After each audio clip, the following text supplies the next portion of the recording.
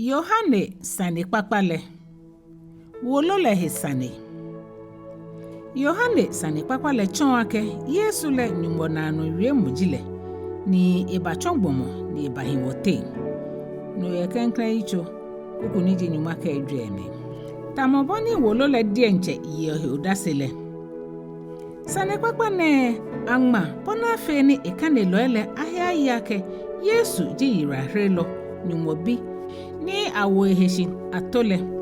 ni mofe moni hio enoyole ana wala no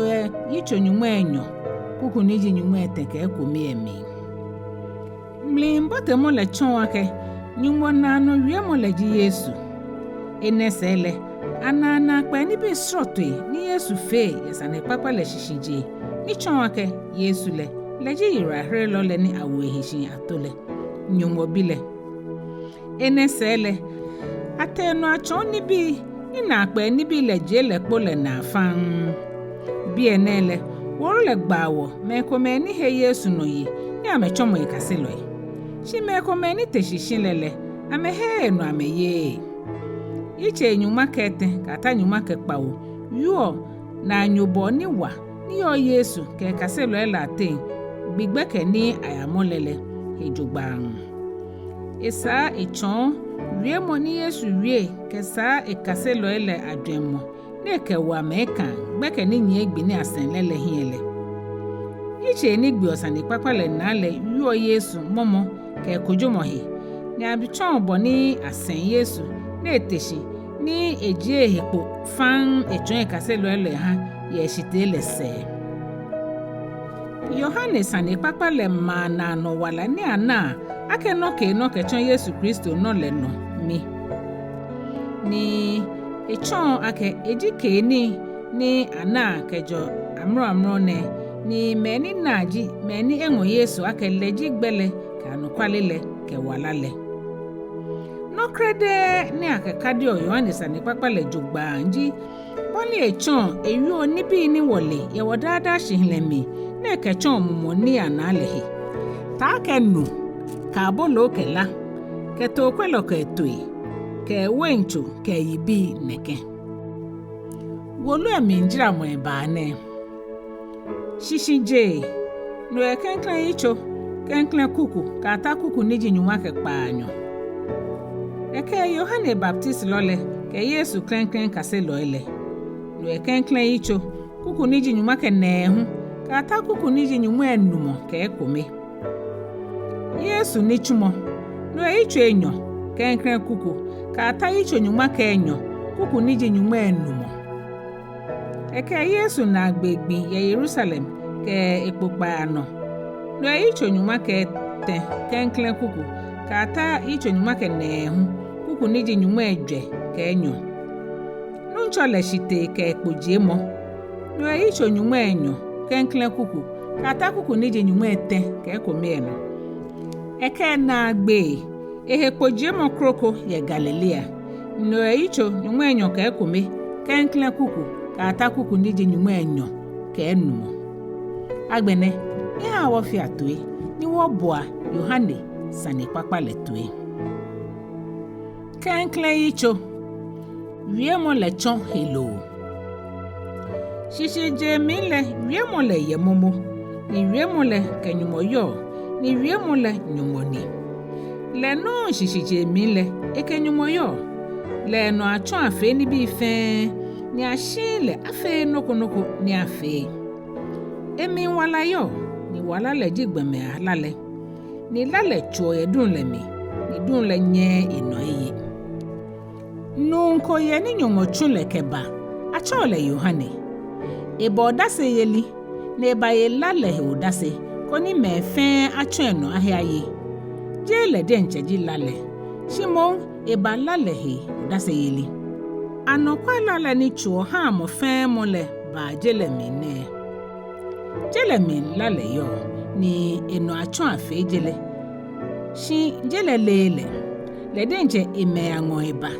ni meni jile denche imambile herele shime aboni herele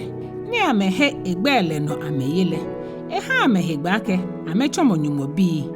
meni je la lo helo lo nunko somo na afọ ameye shimo nyungo fo ame ni wiemo le chongbomo adisa ne ba hishiye woten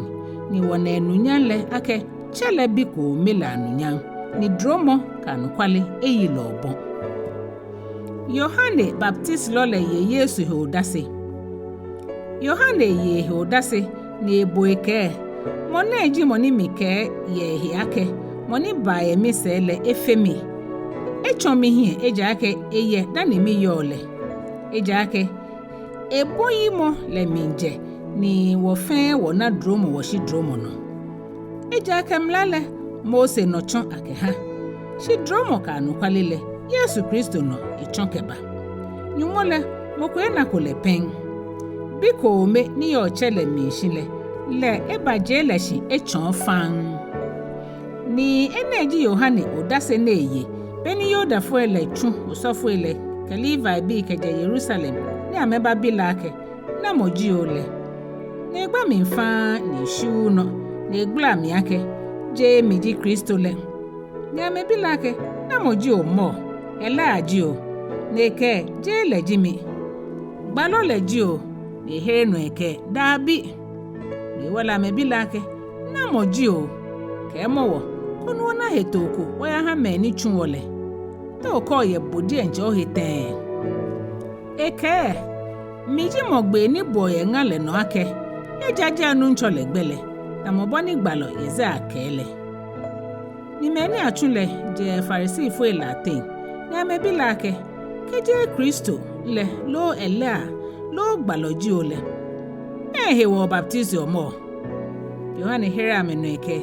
mile mi baptizo yenumi shi moko damonyete ni nyele nyelele leji moni ba yemise motokota na akpa ni misa moni feniole afeni ne ye Betania ye Yordanse keni Yohane baptizo yele Nyɔŋma to bile enoje chere mole Yohane na Yesu mimbengo nike na nyɔŋma to bile ni wojele eshaleke yale mona eji moni mike ye hiake nunko mimba ya mise ni echomi hie ejake eye dani mi yole ni milele shimo bona fe ni ajele kpo achon Israel hiwo ni mi baptizo yenumi ne ni Yohane yodase ike mina mumole yishi keje mwenta mokpo ni ba hieno ni milele shimo ni chumiake mi baptizi yenumile le no eke miake mono ni ona ke mumole yo ni ehien le leji moni baptizio ye mumo kronkron mile ni mina ni mi Yehoda se ake nyumobile ne kaselo ni achekenkrenle asan enoje chere mole Yohane ke kaselo ela te menyo damoshi ni beni Yesu hole ekwele ni ke na nyumoto bile ni kaselo enyo le nu ewie mole ni ame anye Yesu se ni Yesu chwehi ni beni naka amenye sele ebi amake eni nyetawo ni ameke lake rabi eshishiji chonlo negba ohio eka amake nyamba ni nyabakwa ni wole amete ni ame na heni ehiole ni amekele hishina kan gbile ni gbekenweje Ejwɛ meni me enyole ninu ni Yohane wie ni ame anye Yesu sela temoko meji Andrea Simon Petro nyemile le ana le denche enyemi Simon chuchu ne kelake wona Mezaya ni eshishiji Kristo lo moni afole mule ni ekeleba Yesu ngo Yesu kwele neke boji Simon yo na bile acha okefa eshishiji Petro lo tesa enoje chere mole Yesu mento aka eya Galilea de na Filipo Yesu kelake nyemo mise shi Filipo je Besaida Andrea ke Petro manlemi Filipo huna Nathanael ne kelake wona moni Mose ngma ehisane yemlalemi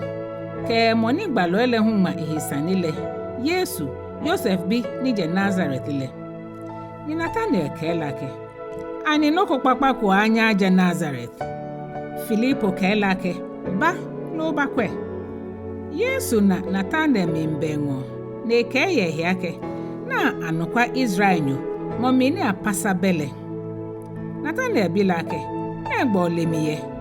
Yesu hre no ni kelake mi na ofenda ni Filipo cheo be mi no yo agbami chole shishile Nathanael heleno ne kelake Rabbi boji nyumo bile boji Israel manchele Yesu hre no ne kelake ni mi kewa ke mi na yo agbami chole shishile hiwon ohio yo ne ona ni nwuji ni fene ni eteno ekelake anukwale emeka onyake kejebe ne nole nyanake nwenaka ni nyumobofo ele mi nkomi nkleke egbomobile no Yitso Enyɔ yo pe mo ye Kena enogbi etele akpe yo ye Kena ye Galilea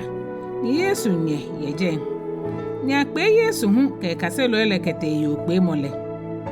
ni beni wen le tale Yesu nye kelake amebe wen Yesu kelake o he Sane meji no awo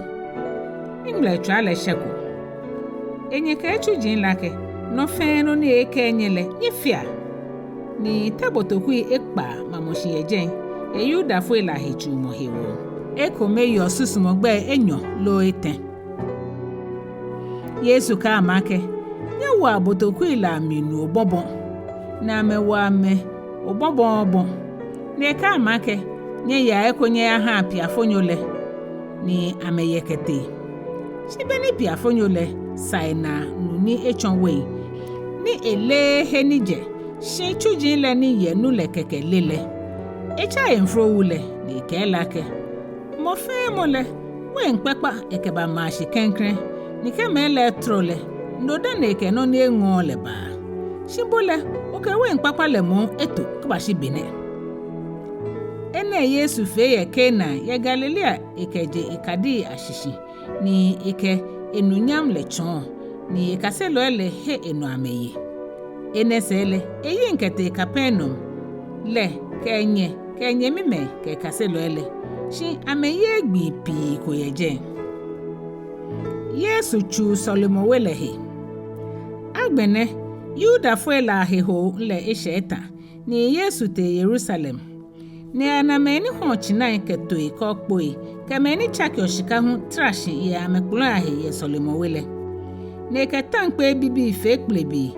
ne ke hwia me fe keto ke china ele ke je Solomon wele ni echo shika chaki lo la shika le ehweshi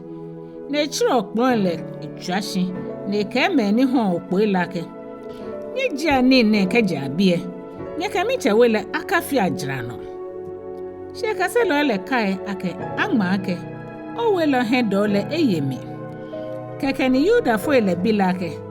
e okadi okechon ake oyehegbe ake ofio enemene Yesu hereno ne ka amake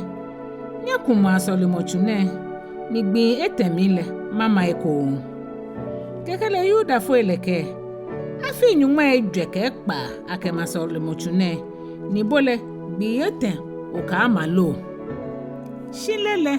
egbomocho ake solomochune he yuole no ewole mene eteshikeje gbohin atenle ikaselo ele kai ake ekene ni amehe malele ke wiemo ni Yesu wiele ameye agbene beni Yesu yo Jerusalem ye he ho gbijron le mile me pi na okadi ni efele ni amehe egbele no ameye shi Yesu di enchele eke he fun ameno ejake ele amefe amesu ni ehe hia akemoko ayegbom he odase ahale ejake lede enche ele no ni ogbomochu imi Yitso Etɛ Yesu ke Nikodemo nunko ya ni je Farisi fo ila ten ni achole Nikodemo ni ji Yuda fo ila onukpa le iba Yesu ngonyon ni iba kelake Rabbi wale ake chonlo ni je nyumomo ba jio ejake okonye afi okadi no fione ake ja nyumoke mole ye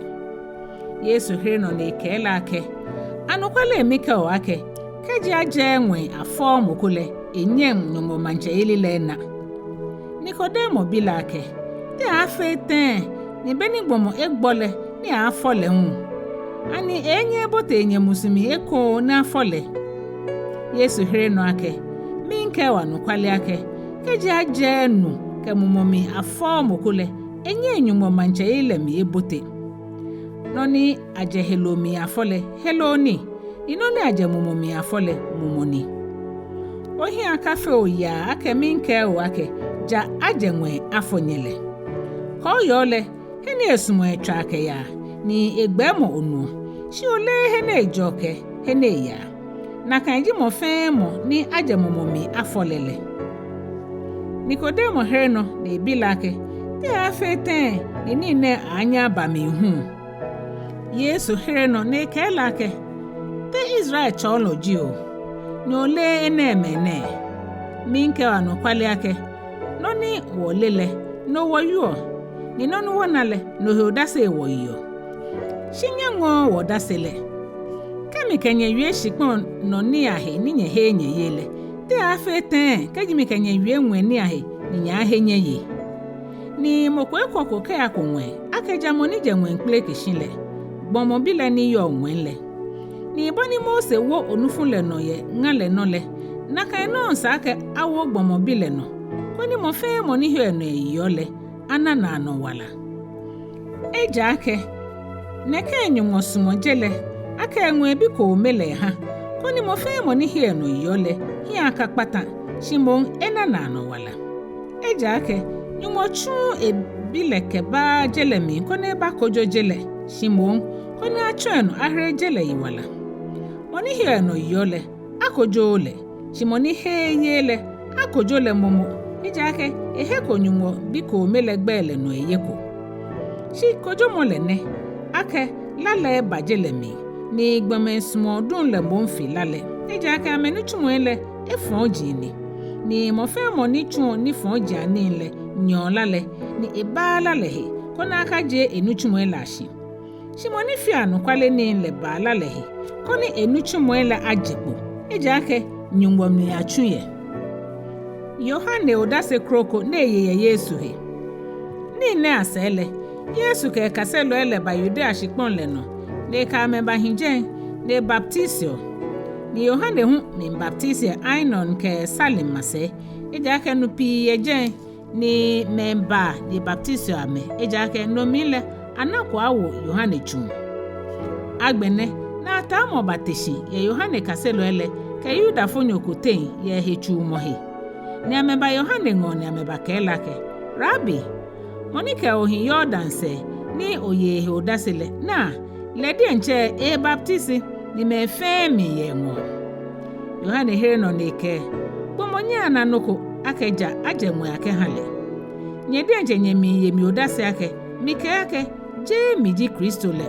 shimo achumi ke chwe hie moni hia infro le leji infro wu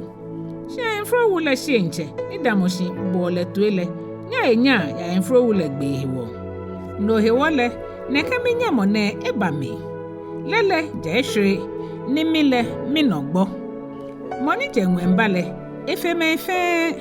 moni je shikpon no le no eje ni shikpon le heyo moni je nwe mbale efeme efe ni no ni na ni enule no he odase eyo ni mokomoko engo odasele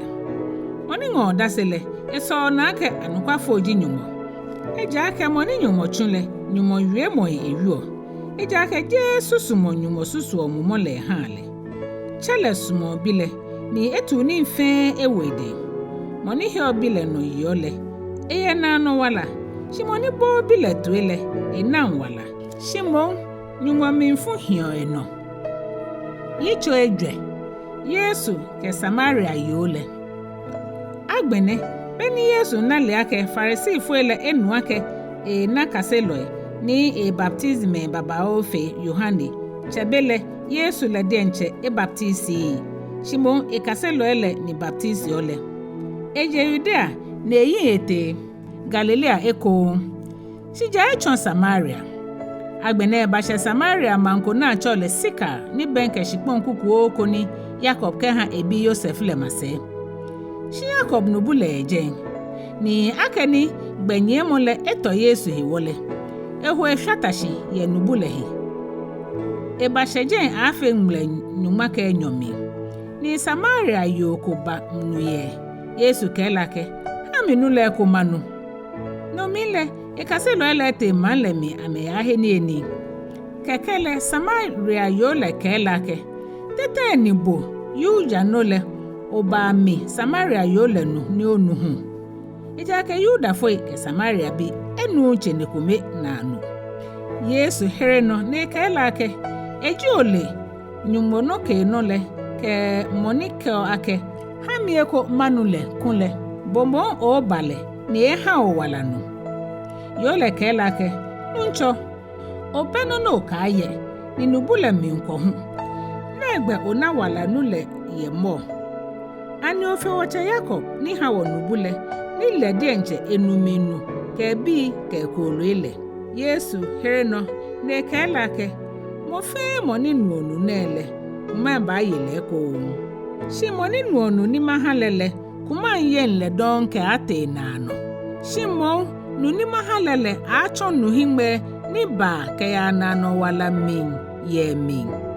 yo le kelake nuncho ha mi nu na eko koni kuma aka yemi ni mi babe mi ba ye nu don Yesu kelake ya no a cho wu ni okela babie yo le heno ne kelake mi bewu Yesu kelake ojogba oke ake mi bewule ejake ogbahin Enumɔ ni mo ni ogba amro na tete je owujile no le owi anukwa yo le kelake nuncho ina ake gbaloji o gonne no wachemele soleye ni nyele nyeke ake Jerusalem di heni sa ake asoleye Yesu kelake awo hemi oye ake ngle chwale mimba ni je gonne no ni asan je Jerusalem ni nyaja cheleye nyele moni nyeja wole moni woja ejake wala hre mole yuda fuele ango eje shikele ngle chwale mimba ni eshe mumu beni anokwa jalo le aja chele ye mumu ka anokwale mi ejake jalo ni tamomene me chele tawo nyumole mumu ni meni jalele ja amejale ye mumu ka anokwale mi yo le kelake mili ake meza ni achole Kristo le mimba ke bale egbawo ni mfe Yesu kelake mini mike oyu one mini kekene kase lo eleba ni ame hife ame ya keke yo miwie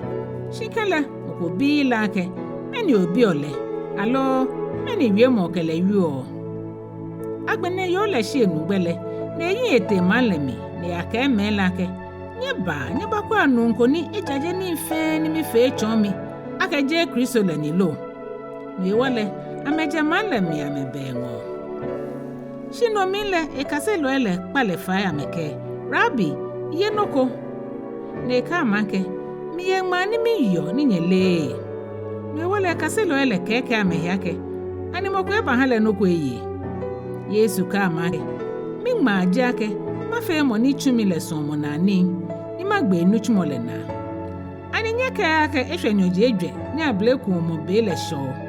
na ni nke nyake ni wanye hie no ni nyekwa amojile bani amegbafuta mumu ni sakpamo ni moni pale na Enyɔ ni ebu ayibi ana eto na no wala koni moni dunle ke moni pale fe anya shikome ejake enemi ni wie moni awiake moko dun ni moko pa le ba miye mile michunya koni nye akpa no ni je nyenye gbo hedime me Ekome egbo hedime ni nyeba amedime gbo molemi ni Samaria bile ni je na kan male mi la teme pi henu ameye ye yo le wie mole ni ikeye odase ake ike mi ni mfe ni mi fe penle hewo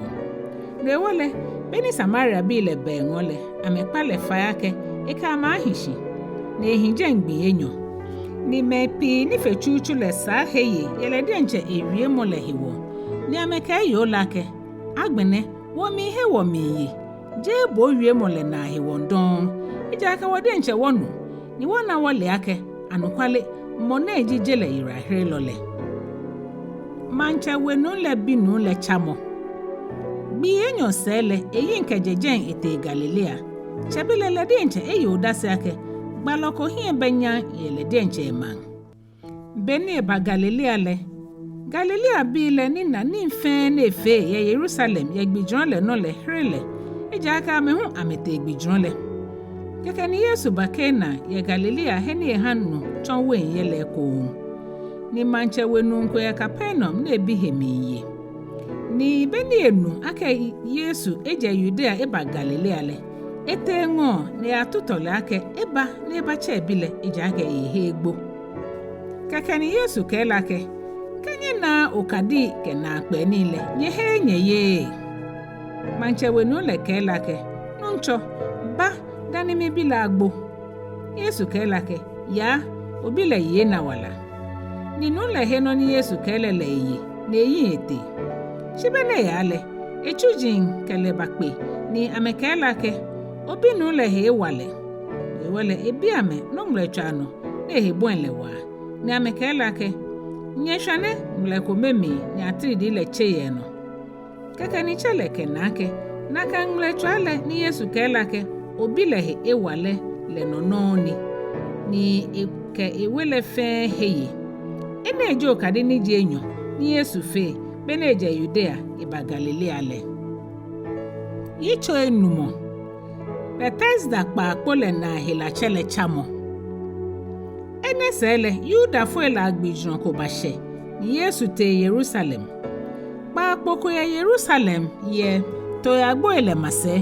ni Hebrew we momile achole Bethesda ni koi Enumɔ yehe. Ene mami hela cheme pi shila foi akpakei ko bubwa foi kamo ni amemo nu le minta.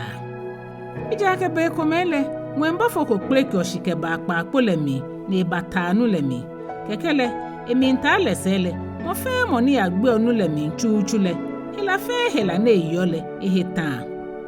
Nunko eje na eheyi afi Enumɔ eteke Kpaanyɔ. Yesu nale ni ikashi ni ake na eli ake eche ahule ebila ake o sumake ohe awa Wolo. Yela chele hreno ake nuncho nipa moko nika abata nu le mi ni ewo mi ya okpa le mi. Shike mi yele mokro go chon mi hie agbe omi. Yesu kelake teshi ko sale no nye ni amrole gbomole he wale ni ewo sale na enye. Shinaka ngbile hejo mogbini ni ewole Yuda fuele ke mo ni achalake hejo mogbine obahegbe aka oterio osa. Ehira meno ake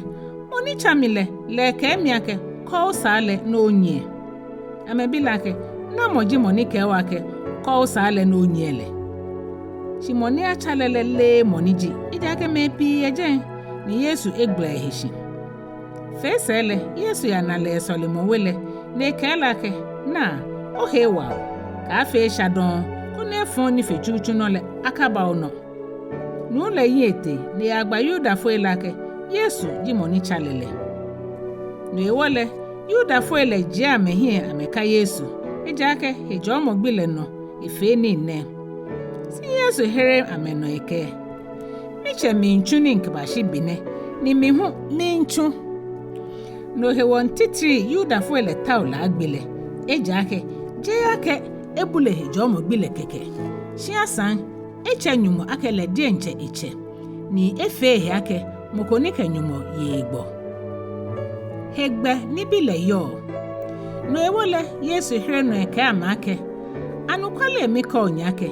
Bile denche nye eto efe noko. Jano ni na ake chele mi mfe. Ijake ni bi fe ni chele fiole. No me no bile hu fio.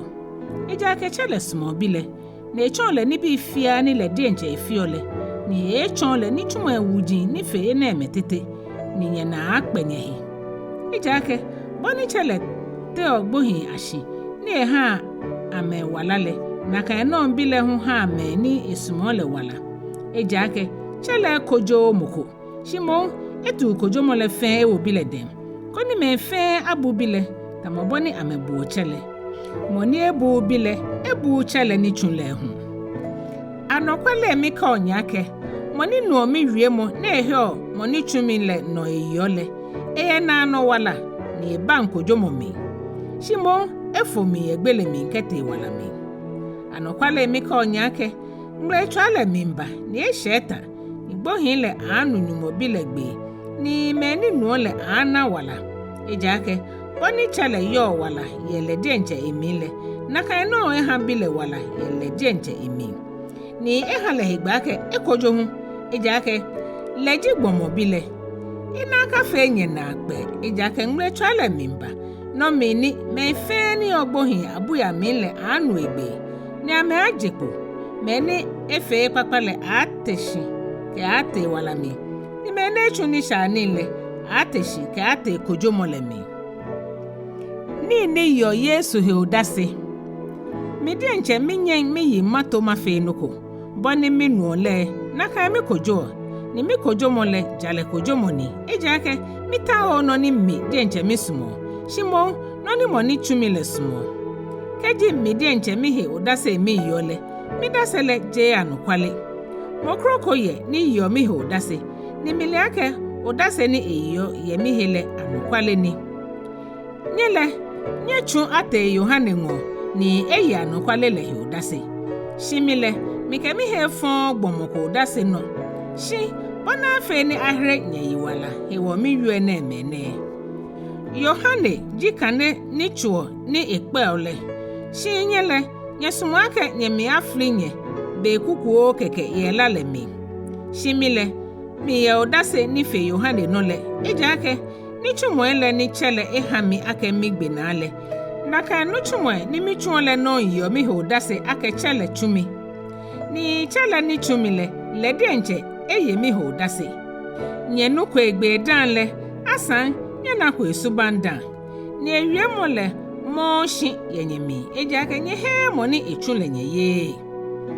nyeta wa ngmale na mi ejake nye denje nye susu ake no me ame nye na no wala ye ni no me no njini ni yo mi odasele kele nye sumo ake nye ba mi ngo ni nye na wala mita o gbeme ahie nyam shimo mi panyeshi ake nye benyumo sumo ye nye mi le mi ba ye mi chegbe mi ni nye here mi kaji mokroko ba yele denje egbe mi le lele nya herele te afete ni nya nye here nye ni nye tawa anunya ye nye te shi anunya ni ji onyumoko mele ngole nye di sele nye ka susua ake mi ba flonye na ma ha chele moko ya ni mi flonye na leji Mose mono ni nye ngonye hi nye fonle shi eji nye he Mose nye yikunle mi hu nya he mi nye ye ejake mi he Sane egmale shi kaji nye he egmalele nye yele te afete ni nya he mi wie mole nye ye hu Yitso Ekpaa Yesu ha me akpe Enumɔ ni eni ene sele Yesu yin ete Galilea nsho ni ji Tiberia nsho lese ni me baba o nyese ejake amena na akpe ni nefe ye hela chemela hele ni Yesu te gonle no neke kaselo ele atrajen shi he hole ni ji Yuda fo ele agbijun le esheta Yesu ya we hie no le ena ake me baba o membenwo ni ebi Filipo ake na egbe wo ya he abolo ye wo ha me na me ameyi shenele ike kale eji ake le denjele no na eba afi Filipo herele no ake denario o ha Enyɔ na abolo shename boni amete mofemo anafi oko ekase lo la tem Ekome ni achole Andrea le ni ji Simon Petro nyemile kela ake gbeke nunko ye bie ni yo abolo Enumɔ kelo ebibi Enyɔ shi mepi ne amene egbe ne sho shi Yesu ke ni ha mela trash shi dwepi eje ni hini ameibo asha pe Enumɔ le ho trash ni Yesu klo abolo ile ni beni idashile eje ha me ni trash le kelo ele hu eko bo fe boni ametawo beni ametrole ike kaselo elake ebu afufuji na ehwela na koni noko akalaje keke ni amebu abolo Enumɔ le afufuji ni me ni yele hwele ana amewo kafu Nyɔŋma ka Enyɔ obobo no ewole beni gbemele na akpe ni Yesu fele ameke anokwa mona ejigbalo ni ba jele mile beni Yesu yo ake ameba aba ni ameba mole ni ameya wo le manchele ekometo egla ehishikete egonle no eko Yesu nyenu hie beni shegbeke na ashile ikaselo ele yimi nkete nshole na ni ameya botelele mi ni amemimfo nshole ke akapeno shidunwe wo fele Yesu bakwa amengololo ni ahunko ni batwahe wole nshole fite beni amewi afa shito ete lo ejwele amena Yesu na enye nshole hie na ebenkelelele ni ameshegbe yi sheka amake mini nyaka shiagbe yi no wole ameke mi she ngole ke balelele mi ni amrole lelele ya kpleke heni ameyale Yesu wala abolole enoje chemole asafoni yo nshole sele na ake lele kroko bejendon akeja Ekome keke ni amena hu ake Yesu kekaselo ele eya lelele mi shimo ekaselo ele keke ke lelele yinkete jabele lejin kroko meje Tiberia ba heni nunchole dashi ni ameya bolole yele mase ne wole beni asafole na aka Yesu lo ekaselo ele bejenle amehu amebote lejiame ni amebaka peno amemintao Yesu ni beni amebanale ye inshole sele amebilake Rabbi tebeni obashebi ehu Yesu hira meneke anukwale miko nyake je okadile ni nyenale hewonye tao mine shimon akeni nye yabolo leku nye trole hewo nye ka chuangma ni fitio lehini shimon nye chuangma ni hioshike ya nano walami ni gbomobile ahanyele hini ejake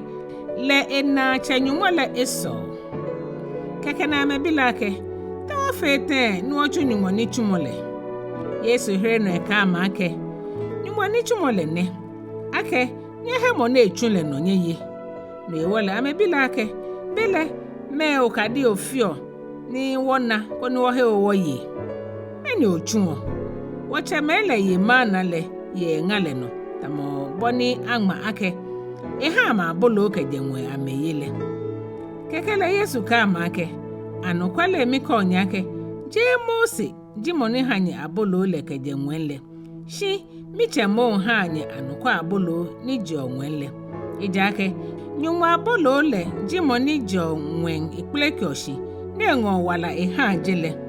ni amekela ke nuncho hawo abolo neda ni Yesu ka amake miji wala abolo le moni ba mi ngole homo yenle gbiko ni moni hio mi no yole kuma ehu yenle gbiko shimin ke nyake nyenami ni kele nye ye mefe ni cheleke ha mile aba mi ngo ni moni ba mi ngole mi hwenle kokoko ejake je mi de nche mi suomo na ni fe mo hiwo mi jenwe mi ba shimo moni chumile suomo na ni fe mo hiwo sheneji moni chumile suomo na nile ake me fe ne ka ha mile mi ka ha amete mokomoko mi laje shimo mi teleshi ye na agbegbile no ejake eneji mi che suomo na ni ake mo fe moni ko bile na ehie no eyole ana na no wala ni mile mi teleshi ye na agbegbile no keke ni Yuda fo ele wie hu ake ike miji abolo ni jenwenle ni ameke ani je Yosef bi Yesu le ni woleche ke enyele ne meba mo ike mi jenwen le no ewole Yesu here no ne ka amake nye ka wie a hu yenyeten mokonye aba mingo ake jachele ni chumile glale dan ni mile matele shiye na agbegbile no ama ye gbalo ela mi ake amefe ameafe me ni nyumo echon ameni mo fe mo ne enu ye chele na ne kase hunle iba mingo je ake moko ena chele pen jamoni je nyumo ngole le ena chele anukwele mi ko nyake moni hio yole e na no wala miji wala abolole nye chemele ye mana ye ngale no ni amegboi eneji abolo ni jongwe mbale kwani gbomo aye nekagbo miji abolo ni hieka ni jengwe mbale keji mokoyi abolo nekule ehi aka ke ate nano shi abolo ni mike ba ha lele jimi helo ni mike ba ha ye jele wala hewo no ewole yuda foele tata na ye amete ameke temone ba fete ni enyeke ehelo ahawo ni wo yehu keke ni Yesu ka amake anukwale emeka onyake keji nye ye gbomobile helo inye nu elale nye bewala enyemi moni yo mi helo ni enu milale na no wala ni mile mata eleshi na agbegbile no ejake mi helo le anukwa ngmani ni milale anukwa nu ononi moni yo mi helo na nu milale ehio mimi ni mihumi hio emi boniche hekalole chumi ni chele hewo mihie kale na kan no moni yo mile hu hie aka ye mihewo abolo ni jenwe mbane etamo no ni nyeche meleyi ni amegbo ile moni yo abolo nele ehi aka ka ate nano ewie ni ne beni echoni Ekpaa heko ye Kapernaum le na no wala wie mo ile no ewole beni kaselo ela te me pi no enele ameke wie mo ni wane na mo anye to ya bu beni Yesu yo ake ikaselo ele mi huhu ye enehi wole eke amake ani ene toton nye na nene shika ye nye na gbomobile mi ya nwe he ni eyi osale no hu mumoleji moni ha walale hello le ibese na moko wie mo ni mikanye wie le mumoni ni walani shinyete mekume ye ni heye eji ake keje shishijele Yesu le me ni heye le ke mohuni ba chon isegbele ni eke ene hewo mi kenya ke moko nye mi ngo aba jachele ihale igbele jenono le ikaselo ela teme pi kwa mese na mekele nye don no ewole Yesu bi menyuma ka Enyɔ lake aninye hu nye mesuma ka nye ate Simon Petro hele no ake nuncho namo ngo wate boyo na no wala wie mole ni wole wo hewoyi ni asan wona wole ake boji nyumbo mo kronkron le Yesu here ameno ake anije nyenyi nyuma ka Enyɔ mi hala shinyete mokomele abonsani shi Yuda Iscariot Simon bile he eyuole ejake leji menyuma ka Enyɔ la temokome ni ba chon isegbele Yitso Kpawo Yesu te asese agbijron le enesele Yesu kpashin Galilea esumo ake eyakpashin Judea ejake Yuda fo ele minta ola agbe agbene Yuda fo ele asese agbijron le esheta no ewole enyemi mele kelake je bie no ya Judea kono kaselo ele hu ana ni chumo no chuole ejake moko ni etao ake alele jogbanle efe noko yete momi akeni ofe ni bi nele je mo heshi o chonjele shenye mi mele tetepo he no ye keke ni Yesu ka make mi bele na kwashe shinyele nye bele dane eshe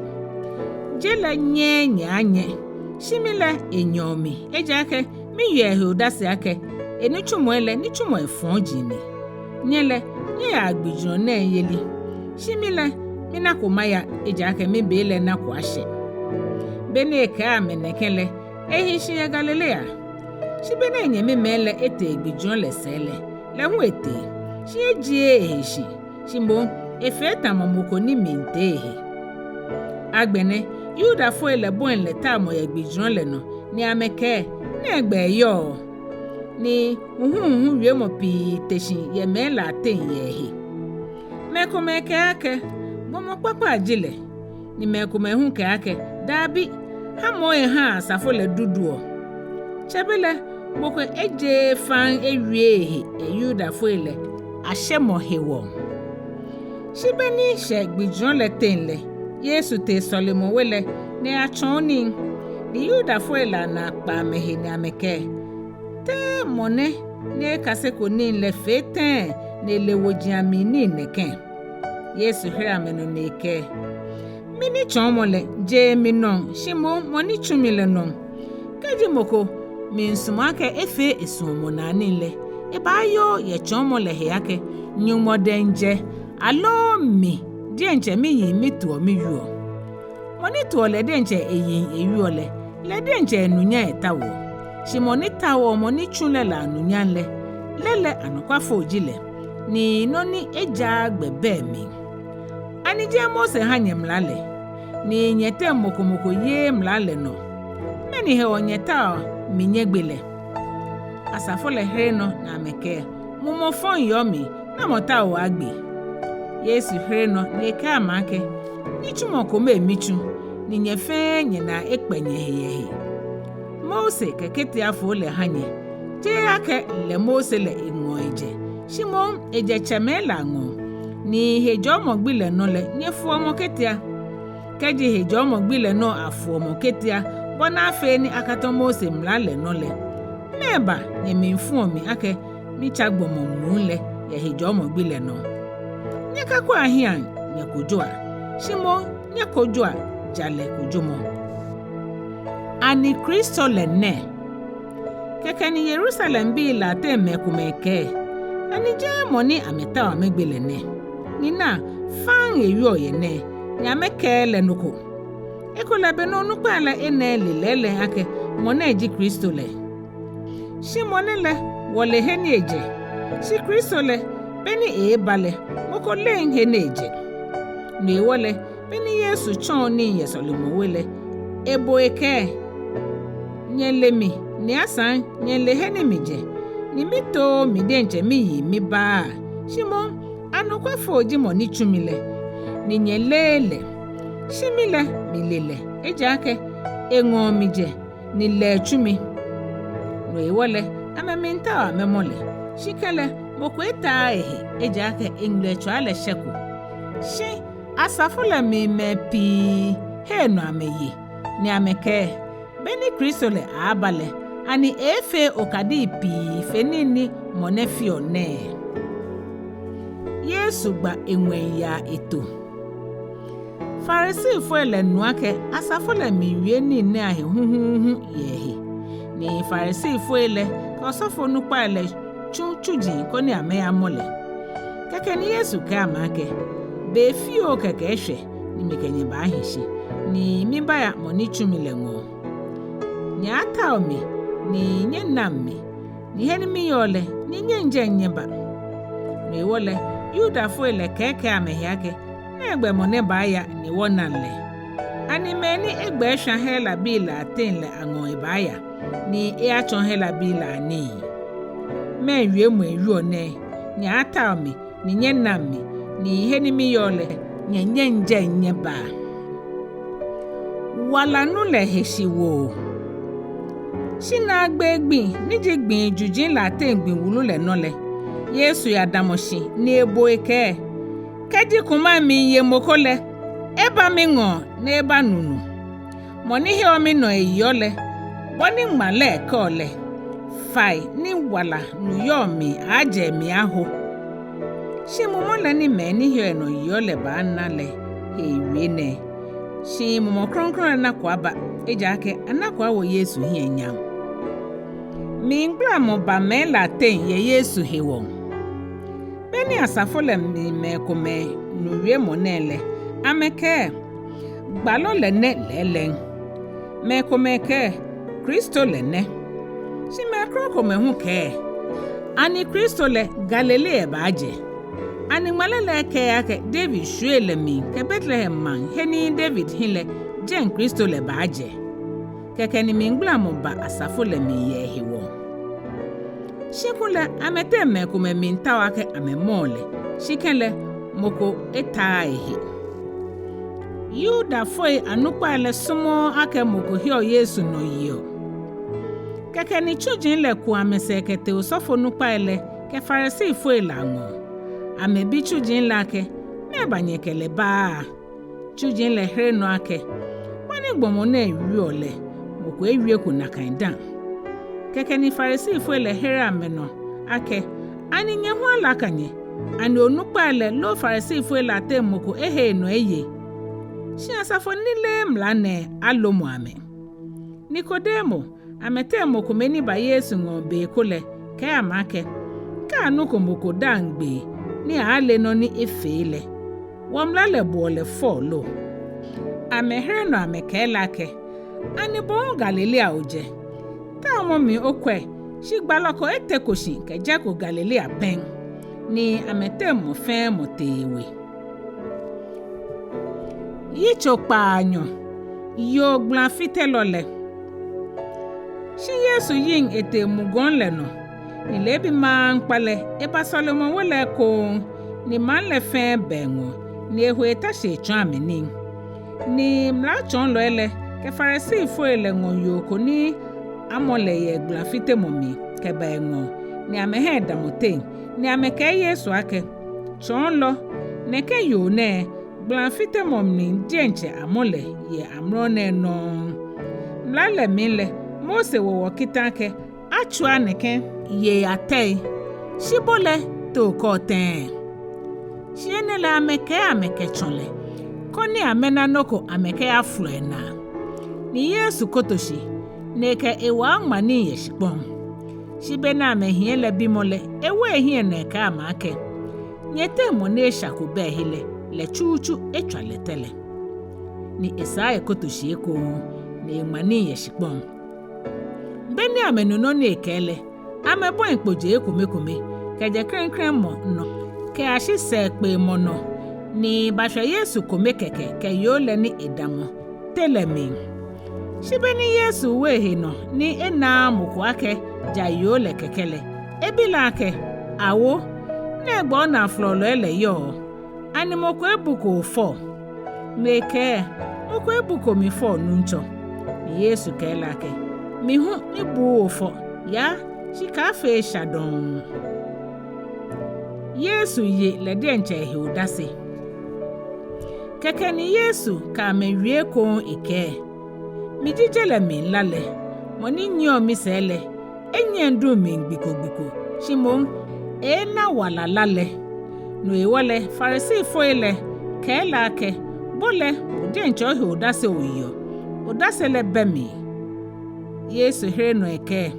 kemi ye mi de nche mi he odase hu jin mi dasele anukwale ni eja ke mi le heni mi je ke heni mi ya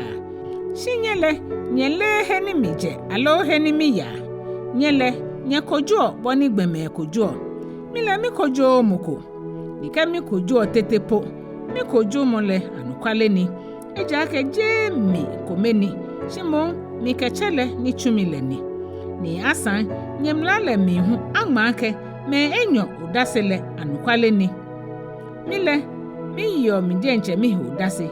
ni che ni chumile hu yo mi hu dase keke ni amebilake na egbo chele yo Yesu here no ake nyele mi ni nyesa nyele mi che nyele mi shikule nyale mi che hu Yesu wie mo ene ye ni to hele bene echon ni ye Solomon wele ni mokomo le ejake engle chale sheko kekele Yesu sake ameko wake mile miya ni nya taomi ni nyehe eshale mi nya gboye heni mi yale nyenye nje nyeba no ewole Yuda fo eleke ane agbehe ewe ko wake heni mi yale nyenye nje nyebale ne ka make nyele nyeje shishine mile mi je nwe nyele nyeje jenemi mile mi je jenemi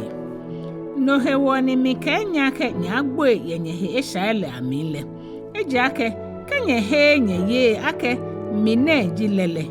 nyagbo yenye eshaile ami agbene amebila ake na mojio Yesu ka make no ni mi konye keje shishijele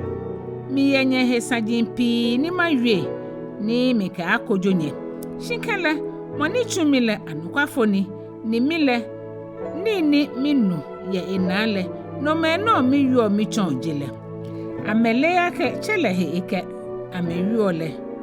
me wala Yesu ka make beni nyawo gbomo bile nole no mi nyale ake mini ni ake mito miyi mi fe noko shimo boni mi chechon mile na kan mi yuo ni moni chu mile ke miye chele shiko mikome eja ake mile noni se hie mi fioda beni eyuo ni nele me pi he no ye anokwalele aha nye yenyehe keke ni Yesu ke yuda fo ne ehele eyelake kedinye hishi ye mi wie mole minle mi nokwa kaselo ejinye ni nyale anokwalele ni anokwalele aha nye yenyehe ameherele no ake Abraham shwe ejiwo ni wo chomoko moko nyoji mpen tete ni bo oka ake nya yenyehe hu Yesu here ameno ake anokwale emeka onyake mo fe mo ni fio eshale nyon jile nyon ehi shia keste ya nano shi bihion shike ya nano no ewole keji bile hanye yenyehele no nya yenyehele len miliaka Abraham shwe ejinye shikele nye menta minyegbe eja ake mi wie mo ho nyemi mile noni mina ye miche hele no mi yo ni nyehu noni nyenu yenyeche nale no nyefio amehere na mekelake wocheje Abraham Yesu ka amake Abraham bi jinye shikunle nya achu Abraham ni chumoy shiagbene yeminta minyegbe mi gbomoko ni mi kenya no kwale ni minu yenyumo nale Abraham efene nyele nyeche no chumoy nyechuole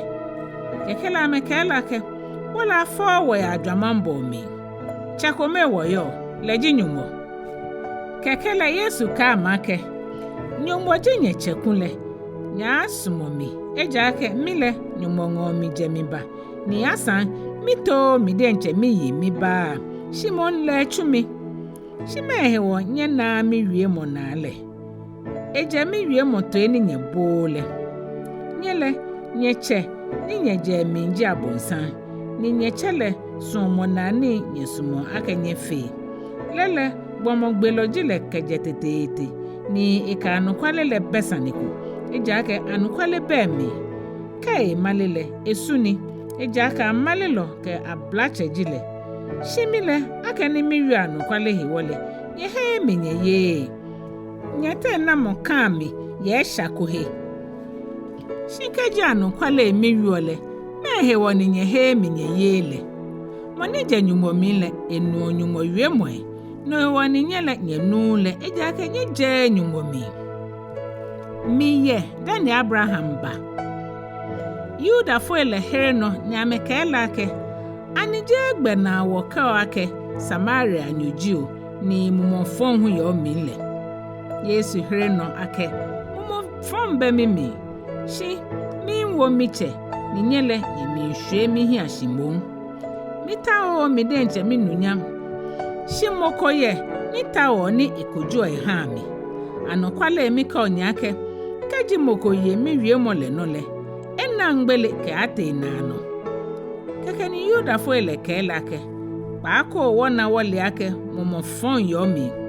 Abraham gbo ni gbalele hu gboi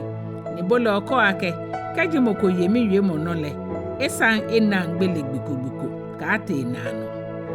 ani ofe wacha Abraham ni gbole ni gbalele hu ni gboi te ocho hetene Yesu here no ake keji mi wo mi denche mi hie nyanle mi nu nyanle je noko miche ji moni wo mi hie nyan moni nye ko ake nye nyumojilele ni nye lekole shimile milele ni keji mi ke ake milelele macho amale lotamonye shimilele ni mi yo ewie mono nyecha Abraham mfri lake na migbile ni ena na mi shehe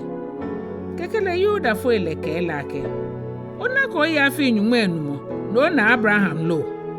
Yesu ka make anukwale emeka onyake miye momo da na fo Abraham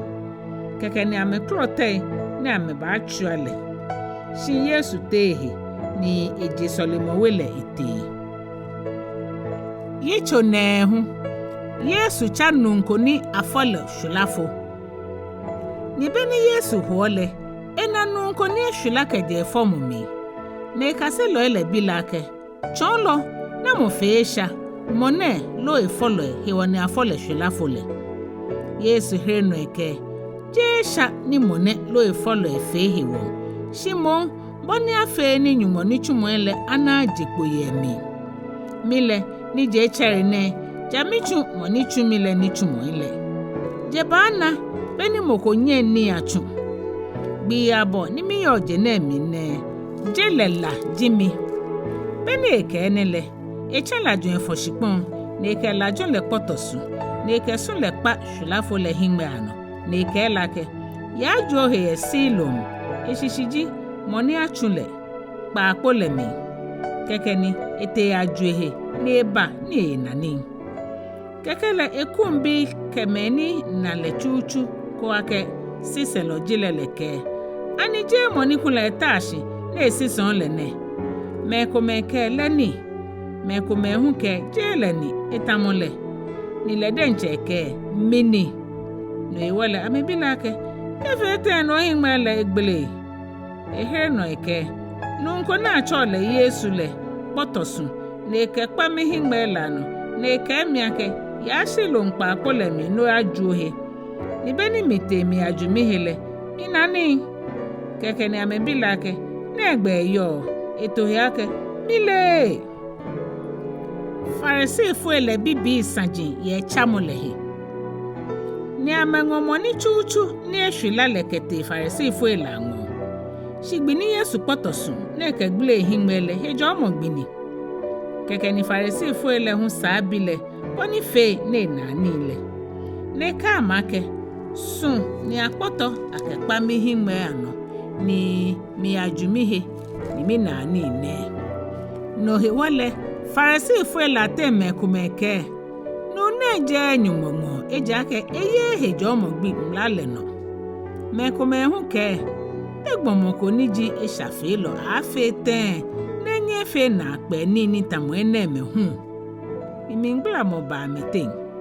keke ni amebi hwila fole kun wake bo hu to ko ye ehiten akeni egbele ohimele ni eke gbalojile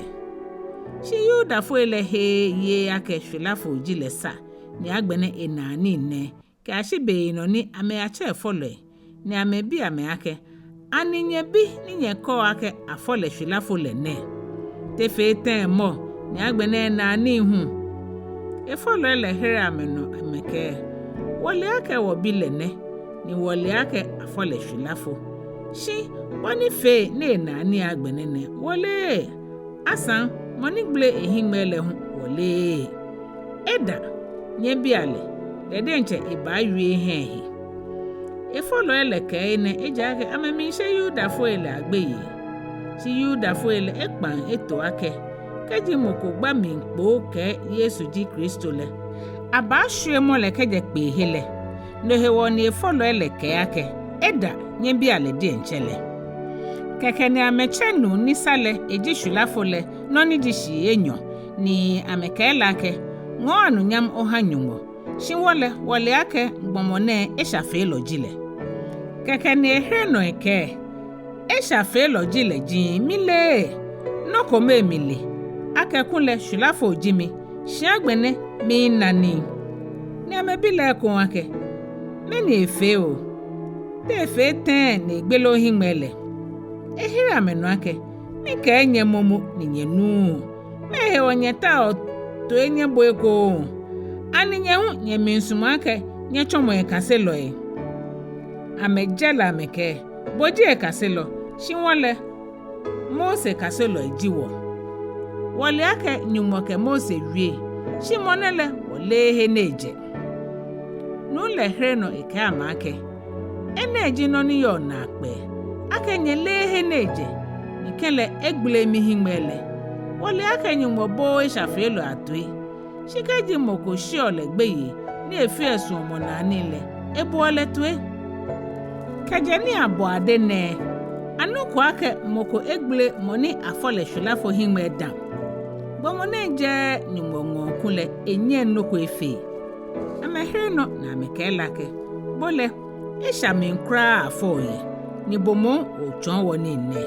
ni amehwele nu ni achalele he Yesu no eye Yesu no ake amehwele ni bene na lele ebilake o he nyumo bile no oyelo ehe no eke na mojile nuncho konima he no maye Yesu kelake ona le momo ni asan monika oyuole le noni neke mi he miye nuncho le crash ijale mumo nhwelamo ni Yesu ke kojumo hewo mi bajene koni meni enanile anani ni meni nanile achomo hwelafoi ni Farisi fo la teme ko meni yo jenle nuene ni amebilake ani wo hwelafo ejiwo Yesu ka make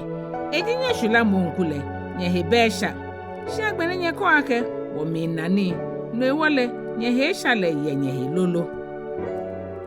Yitso Nyɔŋma to ya chule he abele anukwale mi ka onyake moni cho shinale na eke bote to ya chule mi shimon echon he krokro eke kole julo ko jotwalo jile shimoni cho shinale mi ke bote omile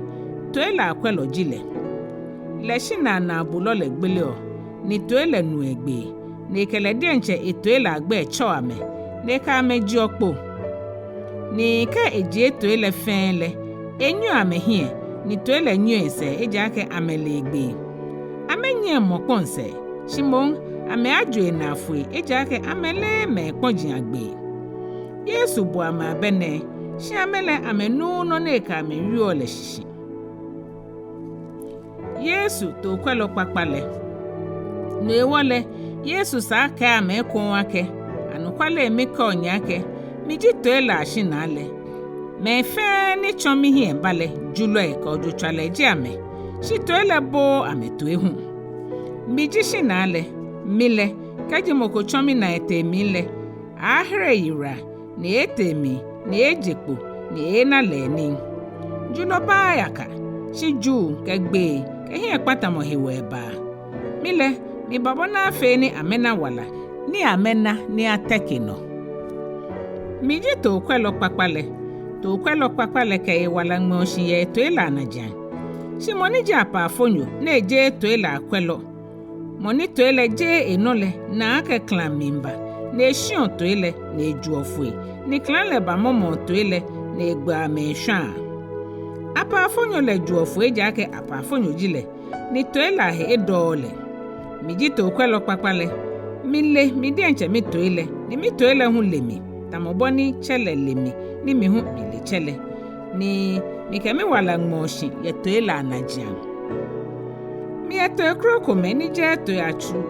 na mi ni no mehu jami nwa mekeba ni ameba no megbe ni to ele fe ku kome ke kwelo kome no hewo ni chele sumo mile ejake mi ke mi wala ngmoshi koni manwe ko moko shon ye mi den shimo mi den nche mi ke ngmoshi mi ehe walake mi ke ngmoshi mi ehe walake mi ngo eko boni chele ke mi ne wi mo na he wole mi ngbla mo sa ba yuda fo elate eko na mete me pi ke mo mo fon ye mi ni eyeseke me he wo nye bole toe me ko me hu ke je mo ni mo mo fon yo mi wi mo ne ani mo mo fon anye hwila fo ahimwe agbele yuda fo ele nwa Yesu agbene aye Solomon chuno jo mo gbijon ye Jerusalem ni fembe mini ni Yesu mi nshirashi ye Solomon wele ye Solomon ko ele shishi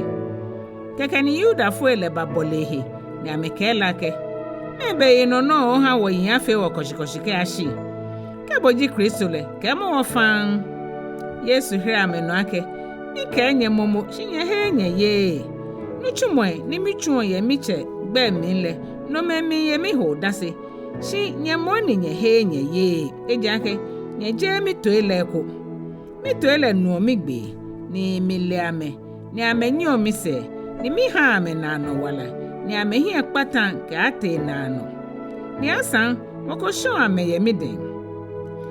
miche ni nwa ame ha mile femefe ni moko nyen asho ame ye miche den Mika michele fenle Ekome. Keke ni yoda foile klote ekonwake ameba atruale. Yesu hiri amenoake. Michonye ni chomo Ekpaa ipi. Nije michenwo. Tena kanuchu mwela te. No hewo ni nyetawo. Mite nyechuane. Yuda foile hiri no ameke. Je ni chumo Ekpaa ko hewo woba atrua otele. Shimon musubo hewo. Ejake bo ni gbomoji ole. Ocho Enumɔ. Yesu hira amenoake. Ani angmako yenyemlale miyake. Mika Nyɔŋmɔ ejinye. Kaje me ango ni Nyɔŋmɔ wiemo le bale tetele. Echa ame Nyɔŋmɔ ni anye ngmalele mi akunle. Nyemi nke mo ni chele efe le kronkron ne chunle ke bajele mi le ake. Obo musu. Ake ni Mika ake Nyɔŋmɔ bi jimile. Kaje miche ni chumo michuole. Nole nyeka he aminye ya. Shikaje no michuo ni kele nye he minye yele. Nye he anu chumo ele keke nye ya mo. Ko ni nyele ni nye he nye yake. Chele ye mimi ni mihu mi ye chele mi. No ewole ame minta yo kon ake ame mole. Shi eje ame den. Ni eyi ete Yordan se eko. Eni Yohane Baptisi ye chuchule ni yahinjen. Ni mepi bengo ni ameke. Yohane efe na akpe ni nkomu. Shi ni mfia ni ewie ye no na ehele anokwani.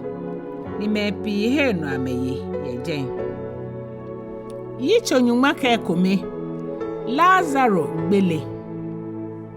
Nunkoni achole Lazaro ni je Betania. Maria kenyemi Martha me akrowale hemiye.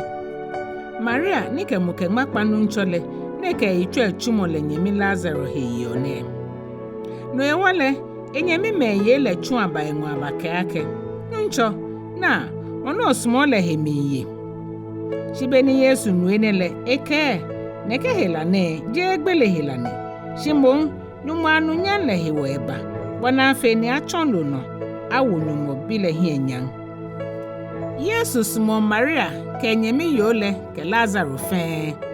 Shibene enu ake hemi yele. Eme hene yole gbi Enyɔ.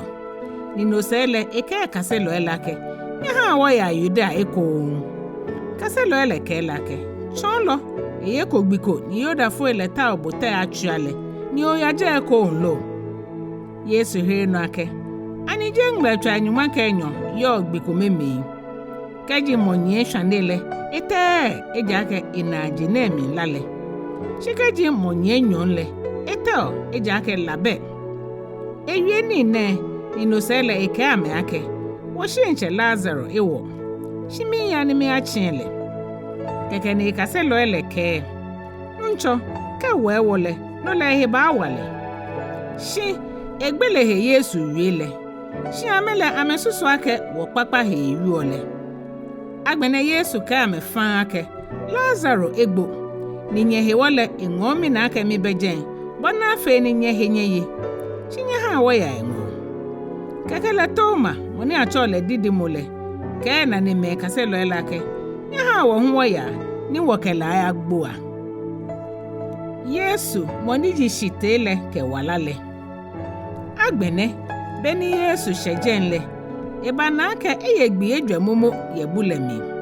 Shi Betania ke Yerusalem te njekemo afe shitoe Enyɔ. Ni Yuda fuela te me pi eba Martha ke Maria me ango. Koni ameba ya me nkomo ya me nyemi nu le hiwo. Kekele, beni Martha nu ake Yesu mimbale. Ete akpele, shi Maria lele tashiale. Keke ni Martha bake Yesu ake. Nuncho. Ejo ye bi ekunle, mi nyemi le gbon. Shi agbene hu mili ake no feno ni obi nyumole, nyumo ahao. Yesu ke lake, onye mi le ba teshi. Martha ke lake, mi le ake ba teshi ye gbo hin ashite ile mi ye na agbegbi le no. Yesu ke lake, mi ji shite ile ke walale. Oni hi omi no yole, ke ji egbo tetele ehi aka. Ni mo fe mo ni hi eka, na ehi omi no yole, egbo ngbiko ke ate na no. Ohere no yolo. Eke lake nuncho, mi hi omi yo ake. Boji Kristo nyungwa bile ni ba jele mile. Yesu fo. Ni beni eke na kanle, Enyɔ Etɛ ni ache nyemi Maria le nigi eke. Nuncho leba echeo. Beni enule eteshio ya de bengo. Shi Yesu na kwa shakro wale. Shi hegbe ni Martha kele ya kpe yele lolo. Beni Yuda fo ele ni kele yo shianle ni ame yole nkomole na ke Maria eteshi uyake jikule. Ame tule. Ame susu ake afu hele afu eje. Kekele beni Maria ba heni Yesu yo le ni inalele. Eho egbe na jana ni kela ke. Nuncho. Ejo ye bi ekunle minye mile gbon. Agbene beni Yesu nale ake ifo. Ke Yuda fo ehu ni kele bale ake amehu amemi infole. Ehu ye momomi ni hao. Ne ke ne egbenye toleye. Amekela ke nuncho ba no bakwe. Yesu fo. Keke ni Yuda fo eleke. Kabone smole. Shamete mekumeke. Ani nune ni gleshu la fo le hingmele. Nyeng efe ni kule nune akagbo. Yesu te Lazarus. Keke ni Yesu sa hu ye mieko ne te funhele. Shita kloni ni tabuna.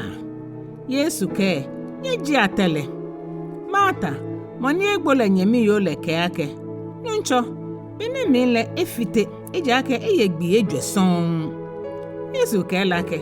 Ani mi ke o ake keji oho yele. O na Nyɔŋma nunyanle. Ni wole ameji etele. Ni Yesu hole himwe anokete inwe nike. Ata ninda oshiaka obomitwele. Mile ake da obomitwe. Shi asafo le ni damobi ele hewo mike oine. Koni amehi ameyi ake bo chumi. Ni bene ewie nekele. Ebo kegbe ni wake. Lazaro jekpo. Ni gbonyo le jekpo. Fun mama ele fimwe na ji ke ni ji. Ni duku fi hie. Yesu ka make. Nye fene ale. Inye ha ya. Ni wole. Yuda fo ele ni ba Maria ngola te mepi he Yesu no ameye. Beni amena ni efele. Ate Yesu yino apan. Shi amete mekume yinte Farisi fo elango. Ni ame agba ameni ni Yesu fele. No ewole usofo nupa ele ke Farisi fo ele chekpe ni ameke. Te wo fi oten ejake nu ne minfe na akpe ni mpi. Keji wo ngmelegbe nekele me fe ahe no aye. Ni Roma mbele aba ni ame ba sho wo Solomo wele ke wo shipon le fe. Shi amete mokume Kayafa ni yo sofo nupa ye na kan afile nole ka make. Nyele no kokra. Nye sa nye dwen hu ake ehi hawo ake mokume agbo ye manle na jam. Fenoni mambile fe hi akpatanle. Shenele je le denche eto ye wie. Shimon aka osofo nupa ye na kan afile nole gba egba ake Yesu ba agbo ye manle na janle. Ni je ye manle na jan he wo keke. Shibona afe ni ebu anyimobi na egbe ehwanle hu na afe ku kome.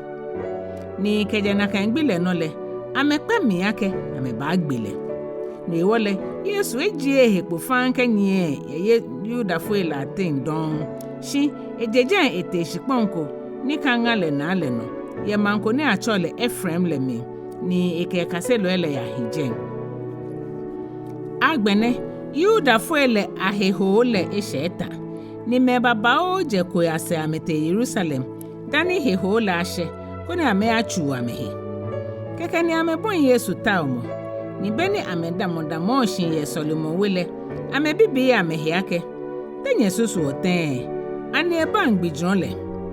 Shi osofo nupa ele. Ke Farisi ifo ele ewo kitanke. Ke moko le hene eyole. Echo adafi. Kona ya mole.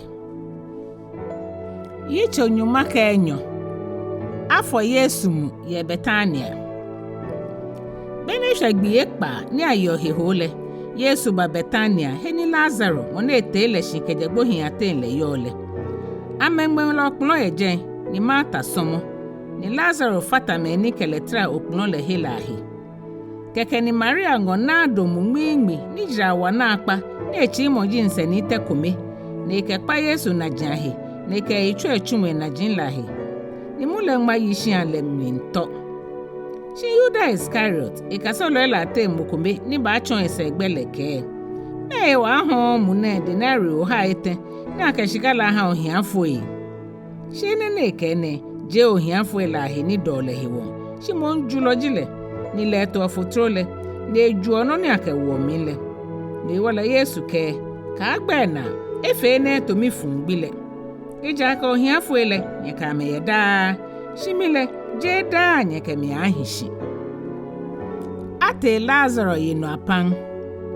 Agbene Yuda fuela te mepi na le ake Yesu yeje ni ameba. Je Yesu keke hewo. Shimon koni amena Lazaro mona ete le shikeje gbohin ate nle hu.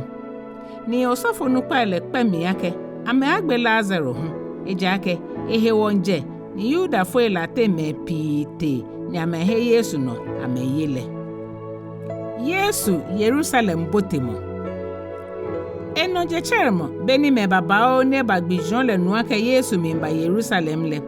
Ame club le ni ame jekwa ame akpele ni ame blake Ozana ajo mo ni ba ye nu nchole gbe mi le Israel manchele. Shi Yesu enateji biko ni eho etano tamaboni angmale ake. Ka shegbe ye zion biyo na o manchele mimba. Itateji bino. She kaselo ele enani ne ashishi mrami. Shibeni awo Yesu hi enyanle. No, dani ameka yake angmani ne yehi. Ni no afea halele. No hewole asafoni kele yo bemeni eche Lazaro kejegbo nyobule mi ne etele shikejegbo hi atenle yehi odase. Ene hewo hu ni asafole yakpelele. Eja ake amenu ake efe na akpe ni ne. No iwole Farisi fuele ke ya mete yake. Tenye na ake nye fe nyefe. Na jele efa ke nye sele. Hala bi Ekome batao Yesu. Shi hala bi Ekome ye meni ba koni ame baja nyumo ye gbijron le no la ten. Mene me ba Filipo ni je Bethsaida ye Galilea le ngo. Ni ame ba ke la ke. Nuncho wo minta wa ke wona Yesu. Filipo ba ni bake Andrea. Ni Andrea ke Filipo bake Yesu. Ni Yesu here amenu eke. Mlechwa ni Kpawo gbomobile hi enyanle eshe. Anokwale emiko nyake. Ke ma akuli Enyɔ shikpon na egbole. Nole eya ke ma akuli komele non. Shike ji egbole ewo ibipi. Moni do ewala hele ila ajole. Shi moni nyo ewala ye jene mile. Etole ka ate na no wala mi. Kaji moko mi nsomo mile enye mi se. Ni hene mi yole je mi son lo ehu ahi. Kaji moko mi nsomo mile miche awole. Sa aka awo gbomobile no. Agbene mi susuma mi hao. Ni meni make. Ata hiremo mi kaje mlechwa na mi. Shiasan ene hewo mi bangmlechwa na mi le. Ata wo gbele hi enyan. Keke ni gbe ko jengwenke. Mi na mi we hi enyan. Ni masama we hi enyan eko. Keke na asafo ni damoje ni nu leke ake. Ni mweshi. Me kuma hu ke. Mwemba foko kele iwe. Yesu here no neke. Je mi hewo ngbe neba. Shinye monye hewo. Agbene jene nkojo mo le she. Agbene aba afa jene nlu mo le acha afon. Ni mile keje awo mi no keje shipon le no le. Magbla me fe ke aba mi ngo. Shenele eke chon no gbele ni eba agbo. Asafo le here le no ake. Wole wonu ye mla le mi ake. Kristo le hiyon shike ya nano. Ni te fi oten ni bole oko ake ja awo gbomobile no le. Na moji neke gbomobi ne. Kekele Yesu ka amake. Be kuku keke eshe ha lale nyeten. Gbi aboni nye yo lale ne. Nye nya koni dun akaba ni nanye. Shimoni nye odun mi le elehe ne ya. Gbi aboni nye yo lale ne. Nye hi alale no nye ya. Koni nye chomo labi. Yesu yue ni ne yin ete neke ehete ame. Yuda fuele he Yesu no ame ye. Efe na akpe ni mbaba o ya me hie. Shikele ame he no ame ye. koni gbalo yeza awie mo na ewie la na abami ake nuncho na mo he wo Sane le yi ni na mo aje nuncho le he walele kpo achon ene he wo ni amenye amehe ameyile ija ka yeza asa ka eko wake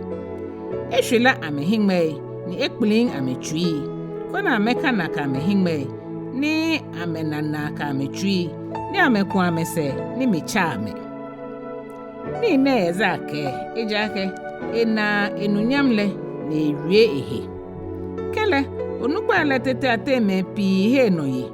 shi farisi fo ela he wole amejaje fan ona aka hwe amekeje pe hele ejake amemi nsumo gbeme ahe enyan fenyumo no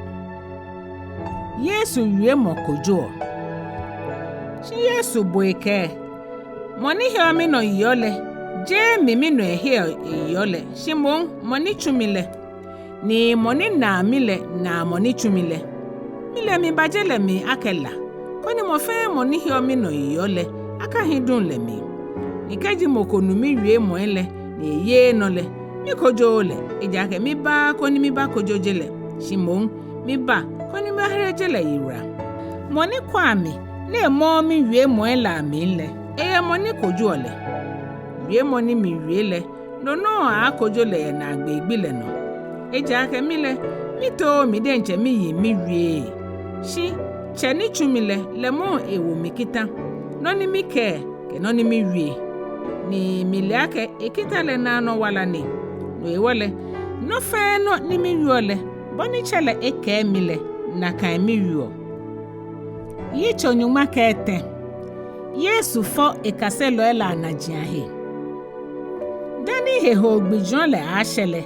akani Yesu le ake inglechani ekeba jeje na mi nke achele nwole eshehi wole boni esmo le denche emeni yo jele minle naka esmo ameke ashe na agbe ni beni ameyo nile bela bonsanke wo Yuda Iscariot Simon bile twimi momo aka echon isegbe akani Yesu le ake chele etu ni mfen eweden ni nyumongo eje ni esae ya nyumongo le eteshin ye ni lashi ni eji etade le hweshi na eko papan le kemo ehe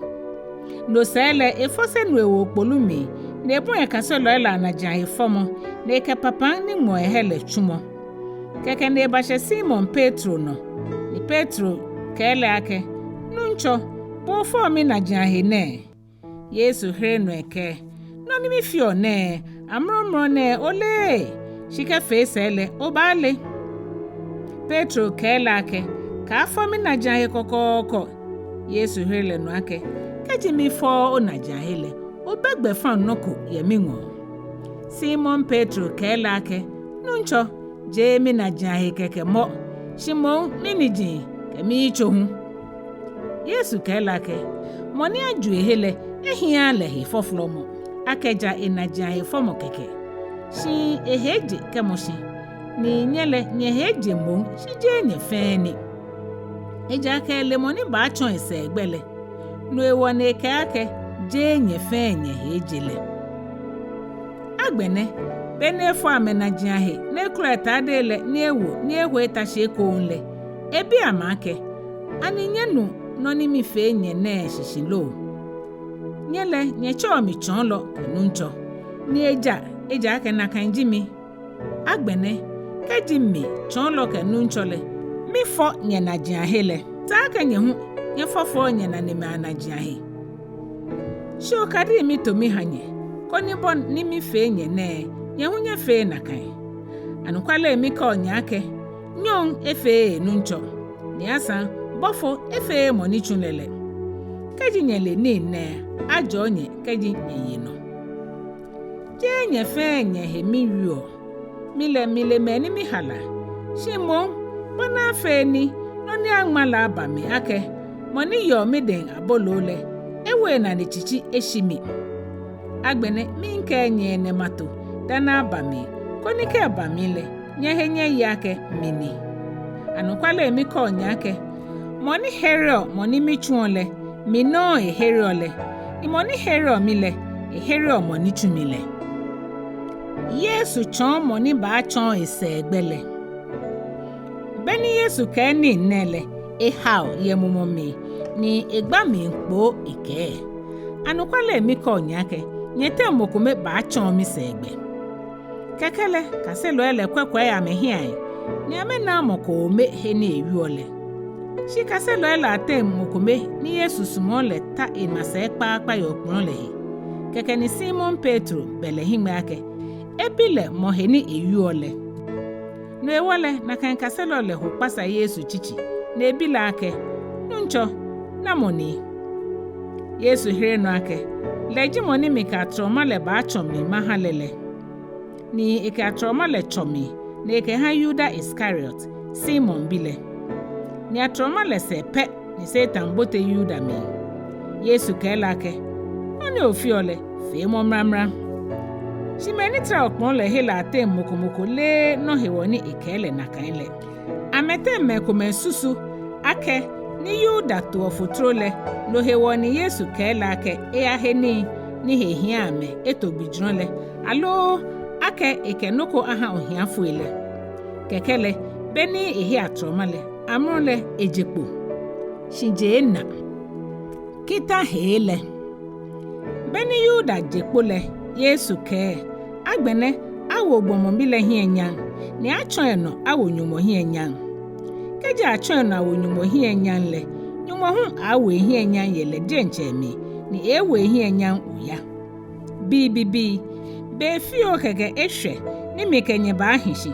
nya taomi ni boni mike Yuda foile ake enimi yale nyele nyenye nje bale na kan no mikonye hu agbenene kita he mike ha anya ake nyesumasumu anyehe kaje nyesumo nyehele no mefe ka ale ake mikaselo ejinye Yesu gba mboni Petro ba kwale eto Simon Petro bilake nuncho negbe oya Yesu hrele no eke enimi yale onye mise onye amrone chi onye mise woseko Petro kelake nuncho mehewo minye ose manya amrone mi wala tete mi ka angmeshi yo hewo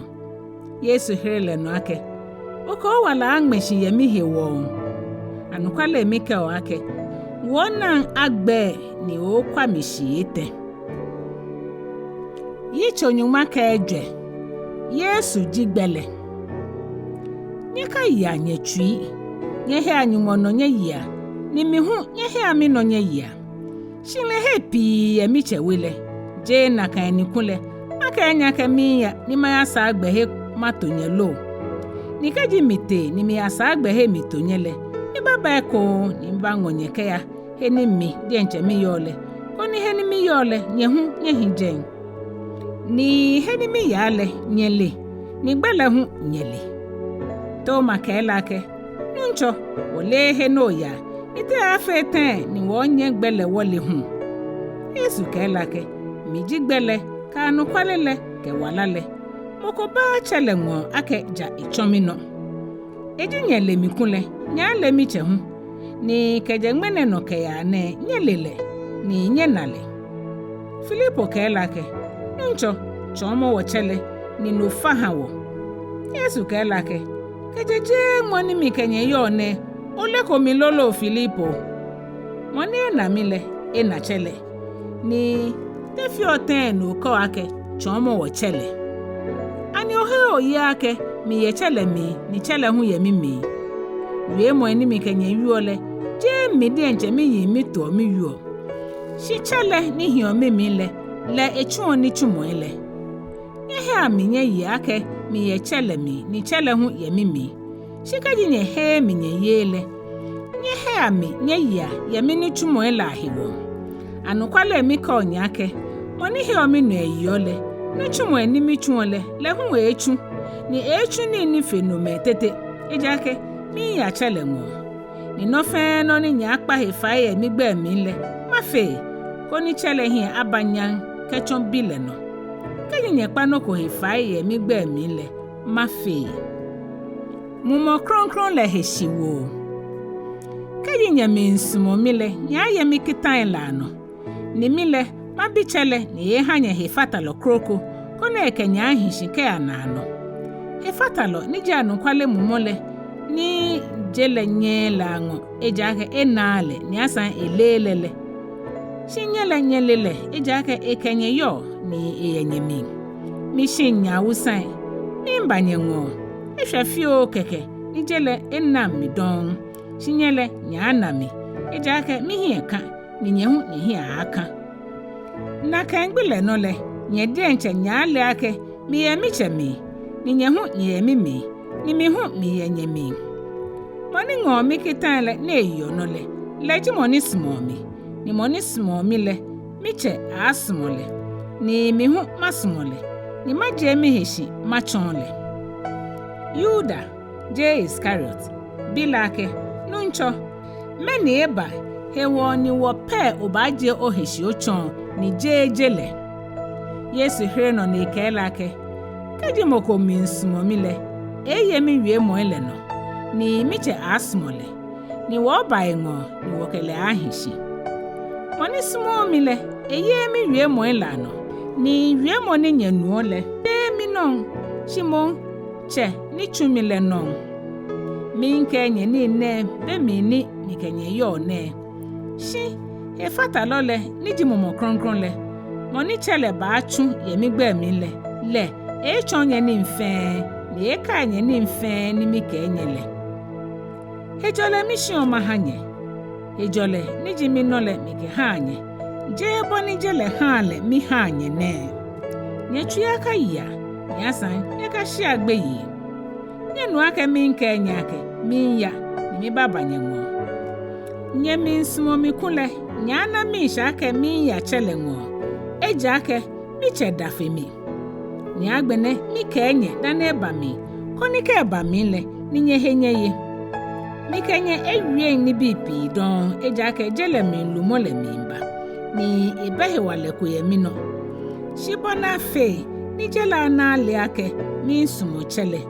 ni boni chele wo mi kitale na kan mi fiole nyete ashi nye ha woji abie wo ya Yitso Nyɔŋma ka Enumɔ Yesu anukwa we nchole mi je anukwa we nchole ni mi cheji okwa afonyole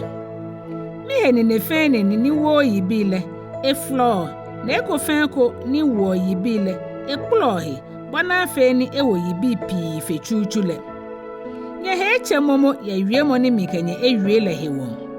nye hia mimi ni mi hu mahenye mi na mobani cho ni nenyen awo yibi le denche akeja ema we nchole hele na kenye hu nyenyen akeja nyehimimi miji we nchole nyeji ni jinle woni hio mimi ni mi hu mi hio mi le wo yibi pi eja ake keje mi le enye nnoko nyefe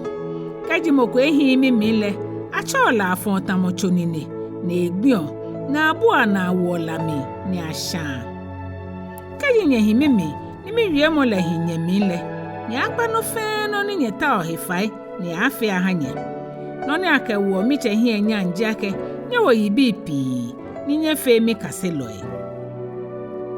boni chele sumo mi le na ka mi hu mi sumonye nye hi ami sumo le mi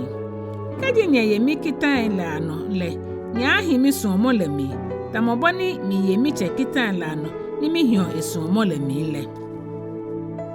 mi kenye wie neme koni mi nshela ahinye mi nye mi nshela yemu mi kitan jake nye sumo anyehe tamoboni mi sumonyele moko besumo ni dafene ake moke wala agmeshi ha eshi encheme kaji nye fe ni mi wonyehe kitale no le mi shi encheme jinye mi chenye chuji don ejake chunole no ni enunchofio shimon shi encheme machenye ejake ni fe ni minu ye mi chenale mi chinta mi kenye jenye nye halami shimi mo mi halanye ni mitonye koni nye hunye ya ni nye awo yibi ni nye yibi la ahishi koni no fe no hefai ni nye akpachele ye mi gbe mi le ehanye ene ejikita ni mi wonye ake nye sumo enyehe jele ba nye Yesu se nye loe keji jele mi nye nye na anye le ake mi chuchu enye ejiji le mi nye jekue jele asmo nyake le dienche eme. Shi ake ni jele mi. Shi mo mi hala nyeke jele mi hewole jele nyonyele. Nye hia wiemo ni mi ke nyele no ake nyong efe enuncho. Ka me wa mi yile ame awa nyehu yi. Ka me ye mi wiemo no le ame aye nyehu nye no no. Shi ame ke ne me fe afe nye ye mi gbele hiwo. Ejake amele moni chumile. Mi ba mi ka me aba wie shikule. Esha ko ba mehe. Shi agbenele amebe amehe esha lehe na aje moko. Moni nyomile enye mi chehu. Eji michu ni chumwe ni moko chuko eko dan ya amete nkule. Esha ko ba mehe. Shi agbenele amena nikele amemi nyemike mi chefe. Shi afe ne bona afe ni wiemo ni Nyɔŋmai amemlale mi ake amenye mi yakatwa le anabami. Shi efata lole ni mi bachu nyengo ke aje chele ngole. Moniji anukwale mumo ni jo chele ngo bale. Ka ebale eye mi hodase. Ni nyehu nyayi hodase. Ejake nyeke mi yo ke je shishinje. Yitso Nyɔŋma ke Ekpaa. Minke nye nine bona fe ni nyena ni akatoton. Ame Ahwoi nye ke aje kpe hele. Ibe ba tete ni mo fe mo ni gbe onyele asusu ake Ekome Nyɔŋmɔ. Ni ame afe neme ejake ame le chele ni ame le mihu. Shimi ke nye nine koni ke be le shele ni nyeka yake mi ke nye. Shikeje shishijele mi ke nye nine ejake mi ke nye ye. Mumo kron le ni chumo. Shi agbenele mi ya mo ni chumi le ngo. Ni nyete moko bi mi ake na egbe oya. Shi ni michi ni ne atami ke nye hiwole. Nkomo yeli eyi nye chuya ubon. Kenle mi nke nye anukwale. Ehi hanye ake mate. Eji ake keji mi yale. Ifata lole banye ngo. Shi keji mi tele. Machule ke banye ngo. Nilele keji ebale, kanjele ya esha ke jale ke kojomohe. Kanjele ya esha he, ejaka mehe mino ameye. Kanjele ya jale he, ejake mi ya chele ngo, ni nyena midon. Kanjele ya kojomohe, ejake akojo jenen lumole mumule. Ni eni bi lolo ni makenye, shinyenye mi nyemu amrone. Shi kajile anukwale mumole ina ibale chonye anukwale le fe mingbe ejake eton le denche eyin ewen shimo no fe no ni enule no ewie ni bale chita chonye le ebawo mi hie nyang ejake ngo mi no le eko ni chita chonye ni mfia ni chele yole minon no ewani mikake ebango mi no le eko ni echita echonyele. Haomosele mishe. Efefio ni nyenami. Ni asan efefio ni nyebanami. Ejake mi ya chelengo. Keke ne kaselo ela temme kume bibi amehake.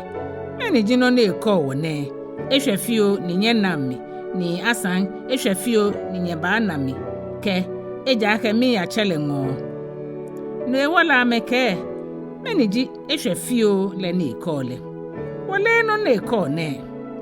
Yesu na ake ameminta waka amebiole. Ni eke amake. Ni mike ake efefio ni nyenami. Ni asan efefio ni nyemana mile. Nohe ni nye bibio nye hine. Anukwale miko nyake. Nyele nyebafo. Ni nyebawo yara. Shijele ba anya. Nyele nyeba ye nkomo. Shinye nkomo yelile acho mishe. Kaji yomi nkomole hawo ejake eglecha leshe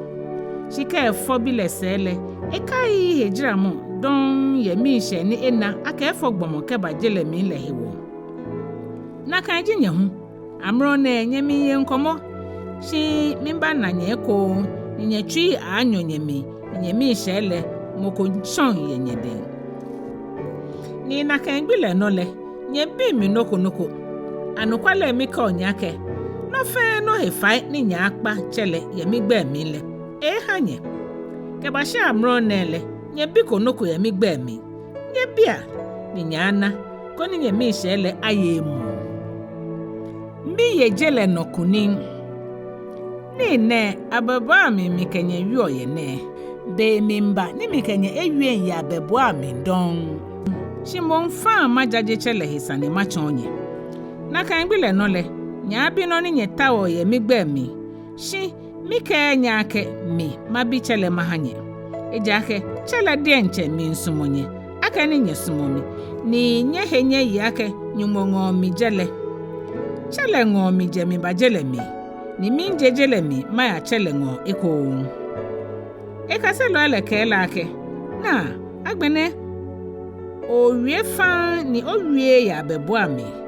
agbene wona ake ole ni mfe ni ehia ake mokobio saneko ene wo ke hie wo yi ake nyumongo oje Yesu hra me no ake agbene nyemi ihe nyemi ye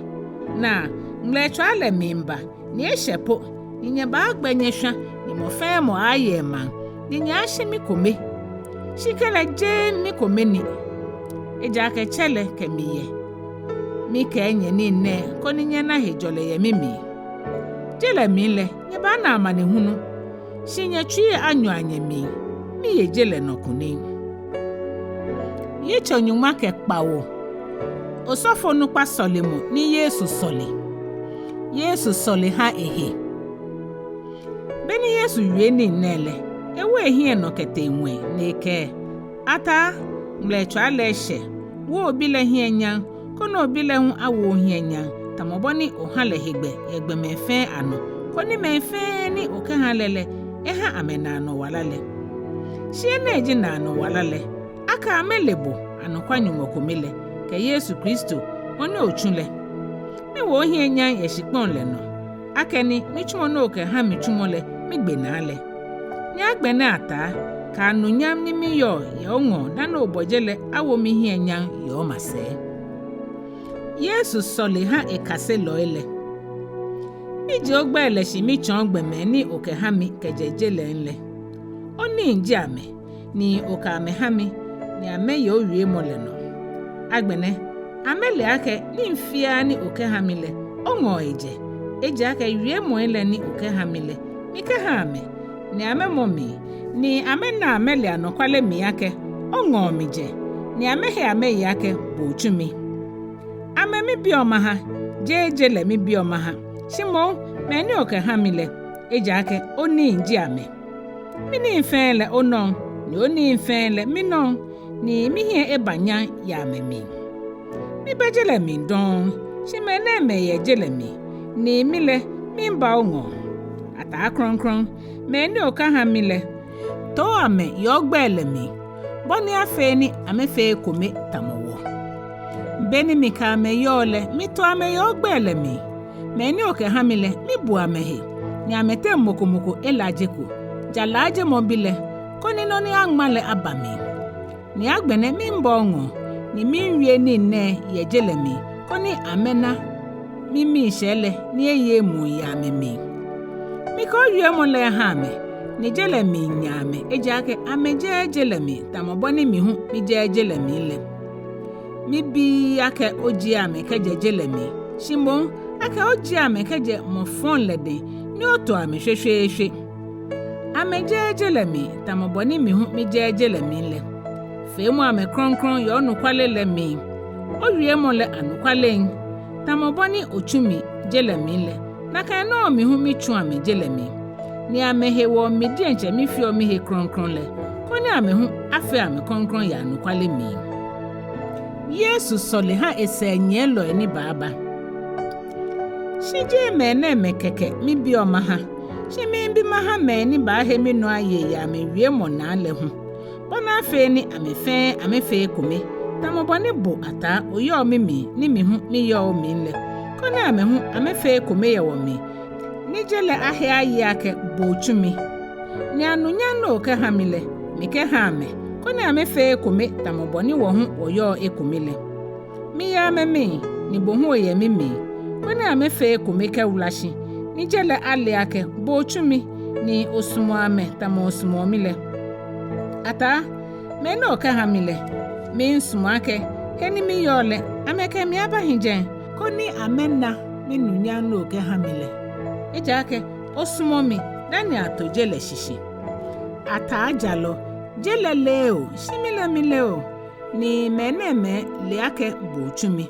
ni mi je ogbele po mi chon ame ni masa amajele po machon koni suomo no kasimo mile ahiamemi ni mi hu mahiamemi Yitso Nyɔŋma ke Kpaanyɔ Yesu se gbechonmo Beni Yesu wie ne ke Solomo wie mo nele eke kaselo ele jegbo ame afu ke dronfa le kete heni tronko yole ni ekametemi Shi Yuda woni ya chon ise gbele hu lejen eja ke Yesu ke kaselo ele fo pe ejen no ewole Yuda ya nwa Ahwoi ke chujin ke je osofo nupai ke Farisi fo elango ni amehie kane ke hai ke awuyeli dade ke bajen kekele akani Yesu le ni fia ni bae no le ejepo na ebi amake na monyeta wo amehere no ake Yesu Nazare nyole Yesu ka amake mine Shi Yuda woni atwen se egbele hu ka amedamoshi agbene bene ka amake mine le amena asese ni ame agbegbeshi kekele sa ebi amekon ake na monyeta wo ni ameke Yesu Nazare nyole Yesu here nake mi ka nyake mini no ewole kaji mi nyeta wole nya ha meneme aya ekene koni wiemu na ewie ake meni oke hamile mi akwa metemuku alaje le abami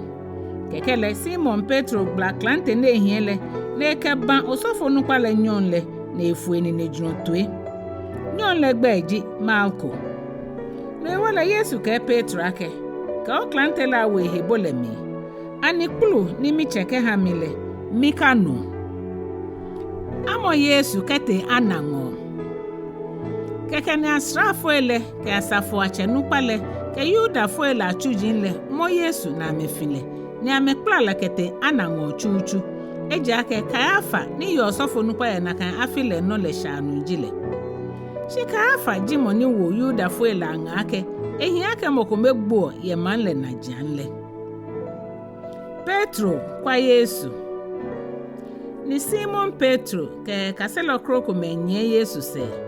osofo nupale le na kan kaselo le ne ke Yesu bote isofo nupale mo telemi Shi Petro damo agbole se no ewole na kan kaselo kroko le no osofo nupale le lele jekpo ne akayo ni buoshi na le ne ngo Petro ke bashiale kekele oblayo le ni buoshi na le ke Petro ake tebo hunu ne kaselo ele kujio eke dabi Shinyo jin le ke chujin le damojen ameke ngai esherila eja ke femiye ni amemi nwere ni Petro hu ka amedamoshi ewere ko osofo nupa le bi Yesu ni agbene osofo nupa le bi Yesu ekaselo ele ke echonmo le hesaji Yesu hele no ake fan mi wie mi chon jele da na mi chon ni yepe hele ke Solomon wele eni Yuda fo ele fe pe oyele ni mi wie noko ye dujian me ba obi o mi mo bi me ni babo o mi tuele no ni mi ka ame na me na me le ni mi ka eni Yesu wie ne kele chujin la temo ko meni damonjen le gbale maneke heto no ha osofo nupa le ne Yesu herele no ake kaji mi ka fon kole ye fon le hodase shikaji ekpapan le na hewo yomi ni ana ha kelete osofo nupa ka afa ngo ye pa mi Petro kwa Yesu eko Shi Simon Petro damoshi ere la lolo kekela me kela ke tebo nwe kaselo le kojio Petro choneke da bida osofo nupa le nyojin la temukome ni jimoni Petro fo etuele wekunyo ke ani mi na okele ye tron le mi ni Petro choeko keke no ni wogbe Yesu ye Pilato hie keke ni amekla Yesu keje Kayafa ngo kete kojomo hele ni eshe manke ni amedi enchele amebote kojomo hele koni ameka bule amehe bana feni amewo heho la yeli no ewole Pilato jekpo ba amengo neke me na aflomo nyekeba yenu nehe amehere no ake je fon felo jile kule wokele ba han kekele Pilato ka amake nyangwale nye jenche nya kojo ale nyemlale na Yuda fo ele kela ke wole obehe gba ke ogbe omoko koni Yesu wiemo na ewie ikechon no gbele ni ibagbole abami keke ni Pilato sabote kojomo hele ko na eche Yesu na ebilake ani bodi Yuda fo amanchele Yesu hele no ake bodi enche oyin oto oyu enene alo Ekome gba onakan yemihi Pilato hele no kela ake ani Yuda fo nyojimi bodi enche o mambi ko sofo nupa eleke ohami meni ofe Yesu hele no ake mi manche eli le jeje ne mi manche eli le jeje ne mi nkule mi so no ele aplehe koni aka ngomi aha Yuda fo ele shienele mi manche eli le jebie no ewole Pilato bilake bele manche ji oken Yesu hele no ake okay eja ake manche ji mi mile enehe wa afọ mi ni enehe wa no mi bajele mi koni mi baya no kwalele he udase mo fe mo nija no kwalele mi le nu mi gbe Pilato bilake meni ji anu kwalele abu Yesu gbelefo beni ekenele ejekwo kete Yuda fo elango eko ne aka amake mile ina afọ busani ko kra yehe chinye egbe na akwa ake mimwe omoko mehe mi hanye yehe ogbijinole no ewole nye minsumu aka mimwe Yuda fo amanchale he mi hanye lo kekele amefe ameblo ameke je monen shibaraba mo shibaraba le ojo twaloni itso Nyɔŋma ke Nɛɛhu keke ni Pilato ngo Yesu ne yile klebi ni asrafo ele ke ngmefe akekre ni amekefie itso ni amewola tade churuko ni amabengu amebake ha manye Yuda fo amanche ni amegbla le mai keke ni Pilato jekpo eko ni eke amake na mikele jekpo ke banyengo koni nyena nyele ake mina afọ busane ko yehe keke ni Yesu jekpo ni ngme akekre le fie itso ni ewata ade churule ni Pilato ke amake na agbomole beno sofo nupa ele ke chujin le nalele amebula ameke semmole Pilato ke amake ni de enche nyengwale ni nya sengale mo eja ke mile mina afọ busane ko yehe Yuda fo ele hele no ake wole wemla ni womla le nale isagbele eja ke efehe nyumobi beni Pilato nu neke wiemo ne ishegbe ye fechuchule ne bote kojomo hele ko ne bi Yesu ake ne gba oje chi Yesu ha le hito Pilato ke lake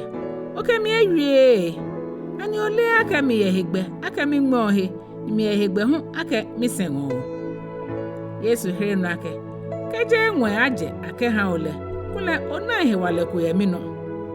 no ewole moni je mi wo den le he shale da fe onole keje no nole Pilato tao ehe ngme chi Yuda fo ele blo ake keje onwe mo ne hele oje Kaiser shenche mo fe mo ni fio ehe manchele eteshe wo Kaiser beni Pilato no ne ke wie mo ne eke Yesu jekpo ni ata kojomo sen le no yehe ni achojen ake tekamo ni Hebrew wie mo mile achole gabatale shihe hole hisamo ke togbini afi shande ngble Nyɔŋma ke Enyɔ mini ne ke Yuda fo elake na anye manchele shiamele amebula meke okelaya semmole Pilato bi amake nye manchele mi senle lo osofo nupa ele hele no ake wobe manche ko ake ja Kaiser keke ne kele ha me ni aya senle Yesu semmo ke gbele ni ameka Yesu te ni le denche etrese mochole kete he ni achojen Yitso he ni Hebrew mile achole Golgotha Jame asenleye ni ameka me kroko me Enyɔ fatehe mokome ye bie ni mokome hu ye bie ni Yesu ye te ni Pilato manoko ekpetese mochole yite no ne ngmane Yesu Nazarenyo Yuda fuela amanchele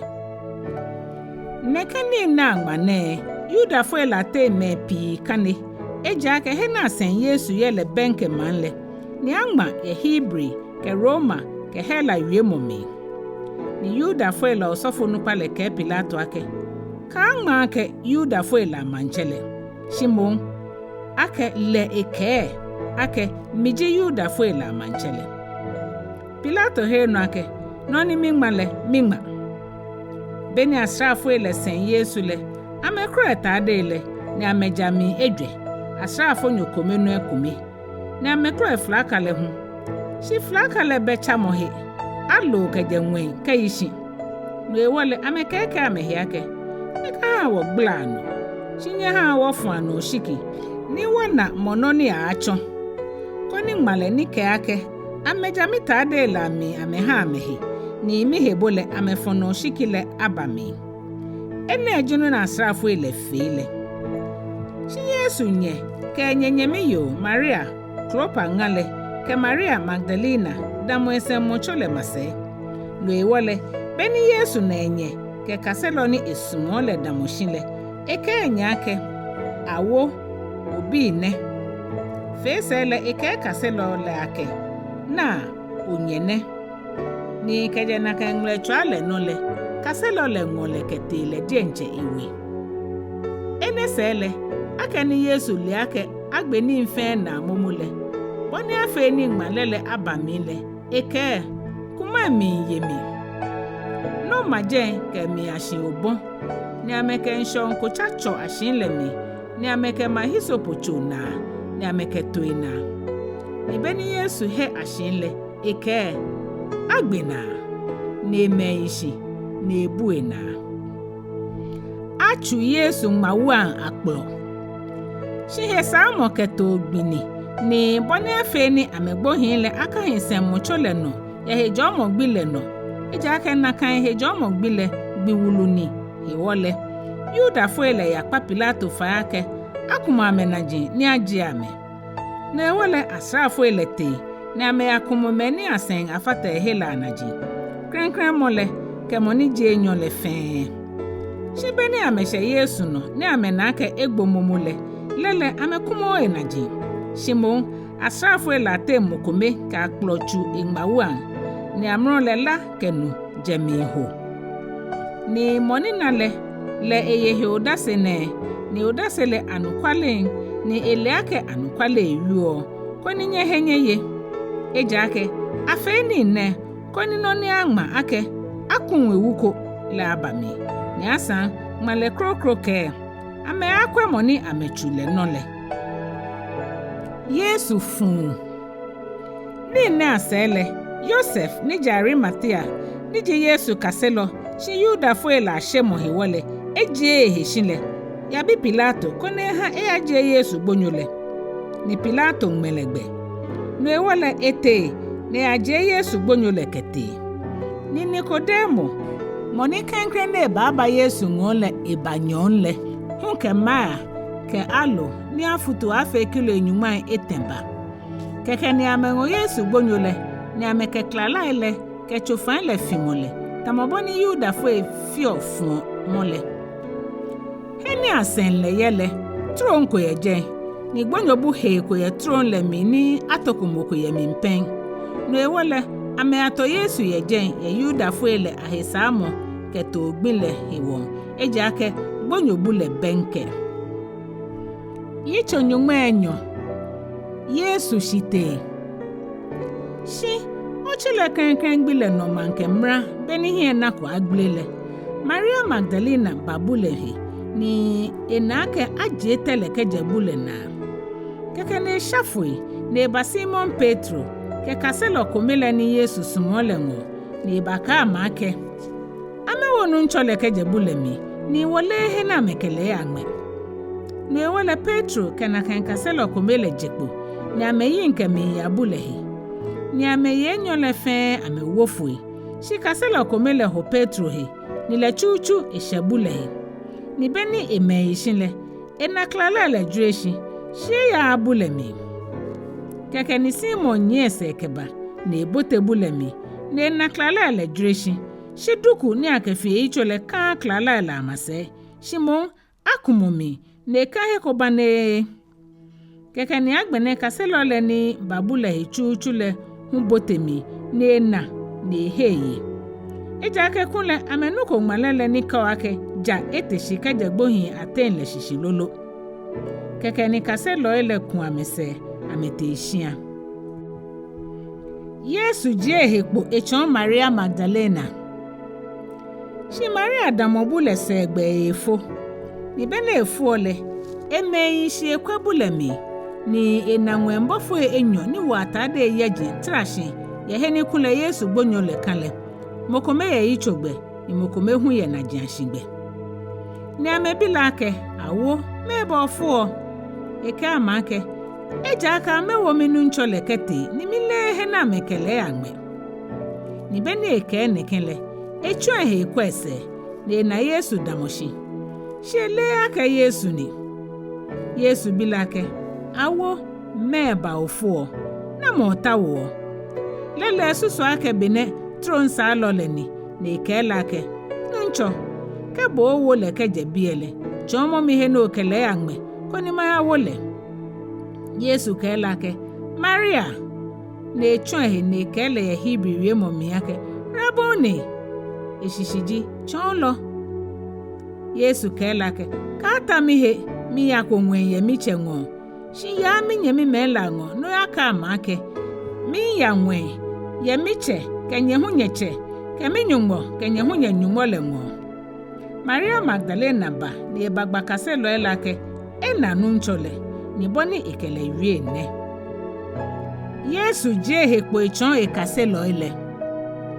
kekele na kangbile ni jo chile Klɛŋklɛŋ gbile no ngbeke beni Yuda fo ela shemo hiwole anga moshinai heni kaselo ele ebua amehe na yele Yesu ba ni badamo amete ne ka amake ejola hanye ni beni eke na kanle eke den le ke ingbawu an le chon ame keke ni kaselo ele na misha ke amena nunchole Yesu sa ka ame ko wake ejola hanye boni chele chumile na kan mi humi chuonye ne ni beni eke na kanle emu ehwe ameno na eke amake nyehe amumo kronkron le me aheshai ni nyeka afa amele akefa ame ni me aheshai ni nyeka atole aketo toma waneje shi toma me Enumɔ ka Enyɔ la te mokome ni achole didimo ishishiji haji le be ametem ni Yesu ba no ewole kaselo ekrokomele kelake wona nunchole shi ka amake jamina edemple ko bila naja imike mi wa ewo ple ko bila naja imike mi ni eho enmawu anle dani mahimaye ni gbi Kpaanyɔ se ko nle ikaselo ele ye chumi ni toma hu ye mi ni anga moshina ele ni Yesu ba ne badama mete ne ke hejola hanye no sele eke to make oka owa ababie no bakwa mi delemi ni okoni ni abaho mi mawu anle ni okaje nwane Shimon ohoye to mahreno ni kelake minu nchoke minyumo Yesu kelake toma nyona mihiwole ohoye ajo mene na nikele amehe ameyele Yohane Sane papale oti agbene na kpo kade krokome pi huye ni Yesu fe ye kaselo ela hie ni angma ye Wolo nemi she na emele angma oninye he nye ya ka Yesu di Kristo nyumobile ni kenye henye ile nyana wala ka achon egbele no Yitso Enyɔ ka Ekome Yesu je hekpo echon kaselo ela teme Kpawo ni nesele Yesu saje hekpo eko echon kaselo ele Tiberia nsholena ni boni eje hekpo echon amene. Simon Petro ke Toma ni achole didemole ke Nathaniel ni je ke na ye Galilea le ke Zebedi obile ke kaselo ele ateme Ekome Enyɔ ye Ekome kutu. Simon Petro ka make mi yawo ameke lake wo hu ke omi ya ameyi ni amaya botelele mi ina ka Enyɔ le mi le amegbe noko shibeni je cherile Yesu badamon shole na shi kaselo ele le ake leni keke ni Yesu bi amake bi ni eni nkolo ameherele no ake da bi ne ka amake nyefo aya le yelele ni jrongbe ni nyana noko keke ni amefon ni loela afale hewole amenye ya la megbla ni wole kaselo ni Yesu sumole ke Petro ake nunchole ni beni Simon Petro nuake nunchole ni le eke tade le mohe ejake etashi ya ni etu egbe nshole mi shi kaselo Ekome le chonle le bibio le mi keba ejake ameke shiponje ke shi afe ni nitale oha lo nokeke ni ame mingla ya le ke lo le shi bene me plekele ame bana ngai kela yejen ni lo jueno ka bolo Yesu ka make nyeke lo ni nyegbe bia ne le ko aba Simon Petro te lelele mi ni agbla ya le ke bashipon ke mi lo wuji obon oha ke nyuma Enumɔ ke ete ni lo le fa ne ke mbon shikele ya le gbla Yesu ka make nyeba kpa nyena noko ni kasela la temoko eka le bimo ake na mojio ejaka melake nuncholeni keke ni Yesu ba ni bako abolo le ne ke hame ke lo le hu ene jishiete ni Yesu je po echon ekaselo ele beni eteshikejegbo hin atenle Yesu ke Petro beni ameye ni le tanle Yesu bi Simon Petro ake Simon yo nabi osmo mi femene melo ikela ke nuncho oli ake minsmo Yesu kela ke le mi to bile esa bile no ni jishi enyo ake Simon yo nabi osmo mi lo ikela ke nuncho oli ake minsmo Yesu kela ke kwemo mi to ile bile no ni jishi ete ake Simon yo nabi osmo mi lo edo Petro ake bile no ni jishi ete ake osmo mi lo le ne kela ke nuncho ole ni mfia oli ake minsmo Yesu kela ke le mi to ile anu kwale mi ke o ake beni ojo blanyole bodi encho mia no nyo heni osmo shika ogbole okpo ni jiami ni moko amia o ni eke o ate he no osmo shi eke na eke chon no gbele ni Petro ba agbo ka onyumo hi enyan ni beni eke nele eke la ke nyemo mise kaselo ni Yesu sumole shi beni Petro chon hele ena kaselo ni Yesu sumole nyamese leji moni pasa Yesu chichi ye ni eni lashi ni ebila ke nuncho na mo ba chon se egbele no ewole beni Petro na lele eke Yesu ake nuncho shimone hu Yesu kela ke keji min suma ke ehishi ke ashimi babile meni no ko yo he bole nyemo mise keke ni wie mo na gbesha yenyemi mela te ake na kan kaselo le gbon che Yesu eke la ke egbon shimo eke keji min suma ke ehishi ke ashimi babile meni no ko yo he mo na eji kaselo ni yo ni ne ahe udasele ni le engmani ne ni wole ake idasele anukwale ni shini Ekome pi hu ye ni Yesu fe ni keji ake agbafe Ekome le misusu ake jele die nche ni enwoji ni kule angmale eto Yohane Sane papale ina agbene